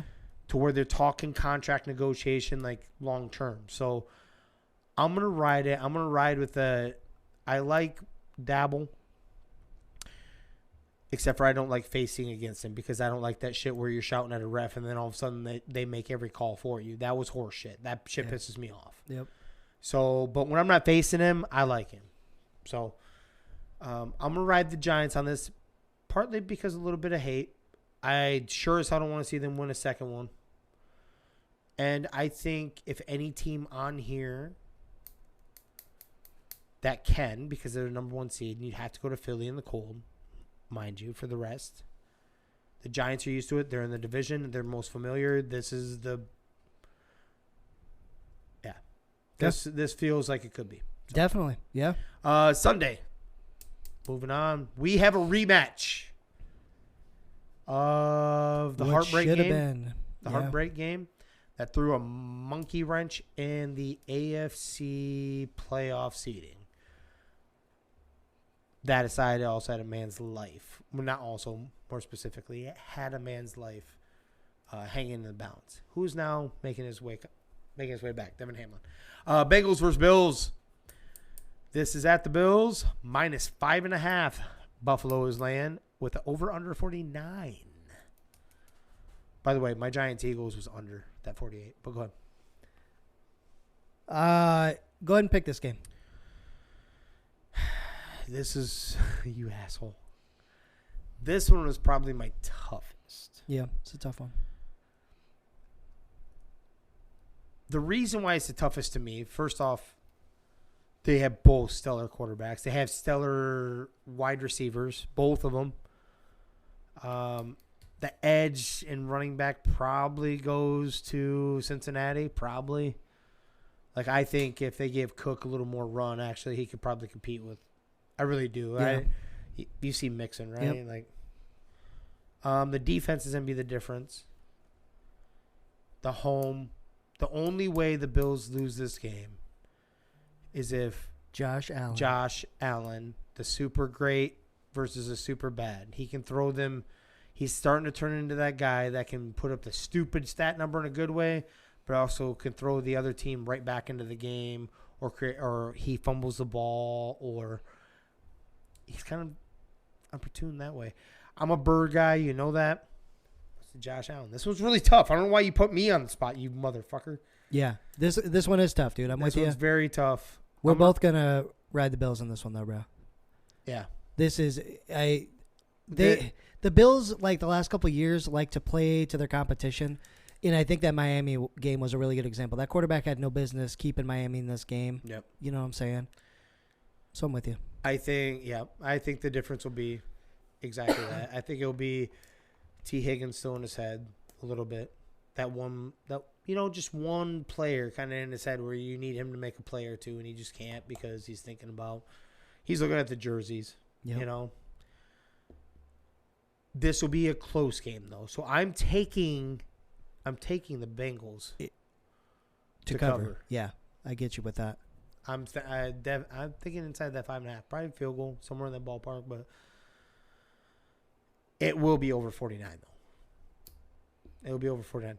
If it's under 49, the Bengals are winning this game. That's because their defense. Yeah, I do believe that. If they have a last shot, whoever has the ball last. I hate this game. Fuck you. Yeah, I'm going Bills. I have faith in Bills. Josh Allen to clean it up. Yep. And it's to your point, that last game that didn't completely happen, this is going to be some added motivation. They're going to come through on this. I think so too. I'm with you. Which also, since you put it like that, Bills Chiefs, that means that game would be played in Atlanta, right? Yep. Is that the one? Yeah. That'd be played in Atlanta. So if your stuff comes to fruition with the Chiefs, Atlanta, and the NFL rakes in money. Cowboys Niners for the final one, sir. We kind of already know where we're going. Like this might have been easier than what I thought. Like when I said the next three are hard. Actually, the first three were because my heart was in the Jaguars one. This is the Niners. The Niners are -4, over under 46.5. Dak running game doesn't matter. Defense is balling out ridiculous for the Niners. And the only shot, and I put this on the last one too, right? The shot that the Seahawks had. Same scenario for the Cowboys. The only shot they have is a rookie 7th-round quarterback throwing the rock. That's literally the only shot, and he hasn't done anything like that. He's done everything opposite of that. So that's the only shot the Cowboys have. Otherwise, Niners may make this one look worse than what the Seahawks were. I really do think that could happen. Yeah. Who do the Niners have on their offensive line? Trent Williams. He's pretty good. He's pretty solid, right? Yeah. I think unless they move old boy around, I don't think the pressure is going to be nearly the same on that end. But let me take a step back. So there's a few things. Who also knows the Cowboys because he played with Washington? Right. Yeah. Okay. I mean, we're talking all world, okay? Yes. The best in the entire fucking league. You're goddamn right. Wanted him so bad when he's a free agent. Yeah. Bookend. But there's a lot of things. The Niners are the better team. They've got the better coach. They do have the rookie quarterback, which could drag you down. You know what I'm saying? Yeah. But he's balling out. People don't think about this. The Cowboys played their game 2.5 days after the Niners played theirs. So 2 extra days. 2 extra days of rest. I told you that was shitty. Yeah, right. I'm not a Cowboys guy, but that is shitty. That's they have shitty to stop. for either one of them. They got to stop squeezing that fucking lemon for the Monday night one. Stop. Yeah, it's bullshit. So they've got their built-in excuse. They also did get rid of their kicker, so I don't know what they're doing. They got rid of him. Yeah. I thought they cut him because I seen they signed another one too. Yeah, I 80% sure on that. Yeah, I thought I saw it come across. I'll double check. Go ahead. Which is going to be interesting there. Dak, I'm cool with the Cowboys fans getting on the hype train because he had one good game against a bad Tampa team. That's the same reason I didn't think Tampa was going to beat them. The Cowboys are a good team. They're not a Niners level team. So they're going to lose this game, and the disrespect for the fucking gambling world of having, would you say 4? Yeah. Is that what I said? Get the fuck out of here. 4.5. Something. There was a 4. No, 4. No. The Niners are going to win by a touchdown or more. They got to be thinking the same thing, right? It's got to be that one thing, that one little baby thing. Yep. We'll call it a baby thing because he's not playing like it, and that's a 7th-round quarterback. That's it. Yep. And the Niners defense is so good. Dalton Schultz isn't going to just be running free. No. and he finally has been breaking out lately. Yeah. The only player I think on the Cowboys, CD might have a couple catches, but it's going to be the running game, right? CD and Pollard, but the defense, the running defense has been damn good too. So there is enough. Dak will be Dak, especially when he's dick riding himself after that last game, after the 4 touchdowns. He had all day to throw too. He's not going to have all day against the Niners. Did you see that fucking thing where he was like freaking out? By the way, Maher wasn't cut. Cowboys back. They picked up another kicker. They signed a kicker. That's worse. You need to cut him then. Yeah. I don't know why they freaked out, because he's one of the better kickers in the league, actually. He had one. You're going to bring up something, but about him, he missed 5 straight field goals because he missed the last field goal in the Washington game too. Oh, shit. So he missed that, then 4 straight. McCarthy is dog shit. Dude. He should have never. No. He should have never. Peyton Manning was 1,000% correct. Who was that? That wasn't you, right? Was that? Yeah, we were Miles? both talking about it. Yeah, that Peyton was freaking out on the right, cast, but he would no. Yeah, I saw that, but I mean, like, wasn't he saying that they shouldn't have cut him, or shouldn't have? They should have went for 2. They shouldn't have went for 2. Oh yeah. Kept kicking it out. I'm like, no, stop that. No, you stop that and you try to preserve his mind. Yep. Try to get him right in the practice field, not on the fucking game. exactly. The more and more you miss, the worse and worse it gets. Yeah. Right. There is a video on the sideline of Dak losing his shit, saying, "Why aren't we going for 2 after he missed his 2nd or 3rd?" Dak, you realize how fucking bad you've been, right? Like, you have not been good. Yeah. You're average. You have been average. You had a baller game, and all of a sudden you have a baller game, and you can call out the kicker that has been lights out money for you all season. All season. Because of 4 or 5. There shouldn't have been 4 or 5. I agree with what you're saying, as in him. Coach should have been like, hey, we're going for 2. We need to get his mind right. But you have no reason to call it out. Right. Totally. In fact, he's even that kicker has bailed you out, bro. Yeah. Yeah. Literally he hasn't done shit bailed this you year. out. He's been out there kicking, scoring you points because you could not. Yeah, absolutely. So this one is absolute. I think it is disrespect to San Fran. I think they're giving too much love to the Cowboys. Vegas, I think they're giving too much love to the Cowboys and what they just saw versus what the Niners have rolling with. And it's only got to be that quarterback. And I'm getting more and more sold, dude. This is going to be a very interesting fucking offseason for the Niners. It really is. I'm interested to see how this all breaks down. Jimmy G won't be there. Might be Miami, too. I was going to say that earlier. Oh, yeah. Might be Miami. McDaniels, baby, if they can't get. He fits. Yep. But that being said, it'll be an interesting offseason for them. This is the Niners. This is the Niners by a touchdown at least. I'm with you. I'm saying at least a touchdown. The Cowboys, no matter how special Tony Pollard is, they do not have Christian McCaffrey. They do not have Deebo Samuel. They do not have, I don't care how good Dalton Schultz looks, they do not have George the Man Kittle. Yeah, damn right. They do not have that offensive line. They do not have that defense. This is the Niners. Their only hope, any team's hope, any team, hear me very correctly, any team's hope is that a 7th-round quarterback starts playing like a 7th-round quarterback. I'm telling you that right now. It only makes sense. Not only every position, besides like Micah Parsons, maybe you could say, maybe CD is the better overall receiver, right? Mm-hmm. Every other position goes to the Niners. Let's say it was chalk. Let's say they were an evenly matched team. Who would you bet on, Shanahan or fucking Mike McCarthy? Mike McCarthy. Shut up. Why are you even asking that? Right, that's what I'm saying. Why are you I'm like, asking it that? doesn't make any sense. You go Shanahan all fucking day, man. So let's rock. Yeah, Shanahan at home. Yes, your money is here. You take you lay the 4. Yes. You probably take the under in this game because it's 46.5, and I think the Cowboys' best bet is maybe they keep the game close by playing tough defense. And the 49ers do have tough defense. Yeah, it ends up like 21-14 or something. Yeah, something like that. I could see that, yeah. Yep. But, dude, yeah, it's just disrespect. But that's what we got. We do have 2 whiskey wagers on the line. We disagreed on 2. We do. The KC game and the New York Giants game. That we do. The Jaguars one, I could be taking a shot for my love. So you just remember that, T-Law. It's not the first remember love that? you've I'm taken there. a shot from. So. All right. Give me your make sense tonight, Jim, or give me one of those bad boys, and we'll wrap it up. All right. I got a couple, but I'm going to go with one. We are going to go with... I want to wait for one that's particularly sexual until we have one of our running mates over here. We're going to go with lockers. We're going to go with common sense. And what you think would be common sense. Okay. I'm going to give you a little scenario. So do you know what passive aggressive means, Daniel G? Yes, sir. Okay. So we have been threatened at my place of employment that anything passive aggressive behavior, you will get fired. So more specifically, when someone fucks up, does something stupid, messes with your shit, puts their stuff in front of your locker, you try to warn them, tell them, hey, stop, you need to knock this off. And then you do something like wrap a hanger around their locker, so it's difficult to get into. Tape their lock. Do anything like that, right? You can get fired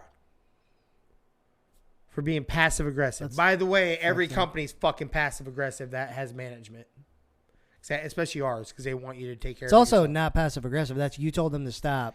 And Before they kept that, going. yeah. So Well, no. But then you don't own up to it right away. Like, you didn't tell them that you did it. Like, because I was flat out. They know if I did some of your shit. Right, Believe they would know. Like, I tell them. Okay. I'm not hiding from that. But someone not owning up to, like, the shit being, like, a form being hung up or a picture hung up in their locker or something. Oh, yeah. Okay. Shit like that, right? Yeah. Yep. And you don't own it. Fucking own that shit, right? I would own it anyway. This Why would not? be a conversation. Yeah. There's a reason it was done, bitch. Right. There is a reason. Exactly. Yeah. Thank you. Like, there's a reason for it. Yeah. I don't need to hide behind it. So, you can get fired for that. Remember that. Okay. So, a gentleman at our work. We have had in the past multiple issues, different employees, doesn't matter. People forget to lock their locker, lock their vehicle, whatever. Shit has come up missing, stolen, whatever. Cash. Thought we had it kind of taken care of, right? We haven't had it for a little bit that we know of recently. A man that's been there for a while. Was a temp. Been there a few years as full-time. Got caught by one person that's kind of high up on the totem pole in the locker, digging in another dude's locker and pulling money out of a wallet. Yep. Money getting pulled out of... You're not in the locker. It's not your locker. You're pulling money out of a wallet that isn't yours. Pulling that wallet out of a set of pants that is not yours. Oh, Okay? shit. Get caught. Half-assish. Caught. So what I mean by that is they were seen. That person goes up, says something. Like, hey, this is what the fuck I saw. He saw me seeing him doing it. So he threw the money back in to the wallet. They run it up the flagpole, send it up through HR. Like, we want to get rid of him. He's stealing or attempting to steal at bare minimum.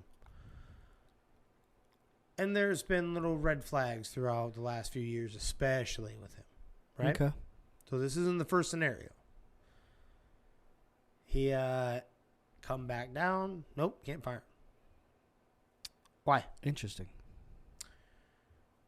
Not enough evidence. What do you mean not enough evidence? A man watched him do it. No, was the money missing? Wow. Yeah. Was the money missing? No, because he returned it because he got seen doing it. So we got to wait for him to legitimately take it, and then you're not in the locker room anyways. Right, dude. To see him take it. What the fuck?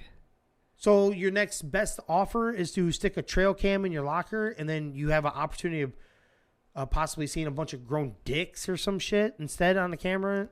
No, because next time the money comes up stolen, and nobody sees him do it, so they can't accuse him then because nobody saw him. Right. Fucking insane. There's two makes sense if you don't think about it on the same fucking story. Number one, makes sense if you don't think about it. You can literally fire somebody for telling somebody to fucking, hey, stop doing this. You're being a D-bag. You're doing this. They don't listen. You give them plenty of warnings. wrangle up their locker, fuck with their shit, whatever, to teach them a lesson. You can get fired for that. But you can't get fired for literally being seen digging in someone's locker, into their wallet, grabbing money out, just because they put it back because they were seen. Definitely makes sense if you don't think about it. Part 2 to the make sense if you don't think about it, the same story. That same guy was digging into that. He was taking money from a dude that literally gives him a ride whenever there's shitty weather. Oh, dude. Phase 3 of the makes no sense. That dude still gave him a ride this last week when it was shitty weather. And he knows the shit got taken out of his wallet and then put back in. Dude. Makes sense if you don't think about it. Makes sense if you don't think about it. Makes sense if you don't think about it. 3 of them. 3 of them. I didn't know this shit was going to have chapters. Goddamn trifecta. What the fuck, dude? Yeah. Very fucking legit. I got a way funnier one on the next one, promise you that. But this one was very fucking real. When I talked to them, they ran the flagpole. Flagpole said you can't do it. Not enough evidence. That's some bullshit, dude. Mm-hmm. I'd be pissed. Yeah. Yes, sir. And you can't put cameras in the locker room anyway because you could see some. Well, you could put them in put it in your own locker. So if they open your locker, you'd have a face shot of them. Now, hopefully you fucking not point out towards the vent and you start seeing some shit. I don't. Right, that might get sketchy. Like, hold on, we're getting a little sketch here. Like, hold on, are you really trying to catch someone steal stuff out of your locker when you have a lock on it? Or are you trying to stick it through the fucking vent part so you see dick? Yeah, about to go on FitFap for that shit or whatever. Yeah. Right? Miles, that was for you, buddy. FitFap. Damn. All right, brother. Well, I think it's about time, man. We've talked. This is a good conversation tonight. Yeah, We got some good shit good talked shit. about. I'm excited for football this weekend. We got some good games starting tomorrow. Make sure you tune in. But we're gonna go ahead and start to wrap her up. So those of you beautiful people out there that found us on the interwebs, be sure to like, subscribe, share, the whole 9 yards. Really helps us get the reach out as we continue to grow here. But speaking of that, where's the podcast available, Jimmer? Anywhere and everywhere you get your podcast. Spotify, Apple Podcasts, iHeartRadio, Amazon Music, and YouTube. YouTube. Let's go. Be sure to check out the YouTube because you're going to see some beautiful faces out there, ladies and gentlemen. And you don't want to miss this. I mean, randomly, Jimmer might be flipping me off because he's inappropriate. You know, there might be hand gestures, things that you miss out. Beard's coming in. Yeah, good and Jimmer's thick got over a here. beautiful beard going on over And this there. takes a lot for me. Hell Not him. He yes. grows that in 2 seconds. Be sure to check it out. But we also love to hear a good story. Be sure, if you've got something funny to say, hit us up, okay? We want to tell the story. We had John Kennedy on the other night. He had some good stories for us. Even if it means, you know, if you've got a good enough one, maybe we dial you in and we talk for a good 10 minutes, tell the story. Fuck yeah. You know what? We don't give a shit. Let's get some things rolling here. We want to hear some more. But if they want to hit us up, what do we do, Jimmer? Hit us in the DMs, baby. Any one of our socials. Doesn't matter. Some are more checked than others, but I guarantee we see something flash across. We will grab it. Twitter, Facebook, Instagram, and anywhere else in between. Absolutely, ladies and gentlemen. Hit us up. We love to tell a good story. But for now, we're going to get ready for football tomorrow. So we're going to get out of here. Thank you, everybody, for listening. This is 3 Gig Sports. We out. Discussions, I've been writing, I love it. All this thought around me, damn it, look, I got it right.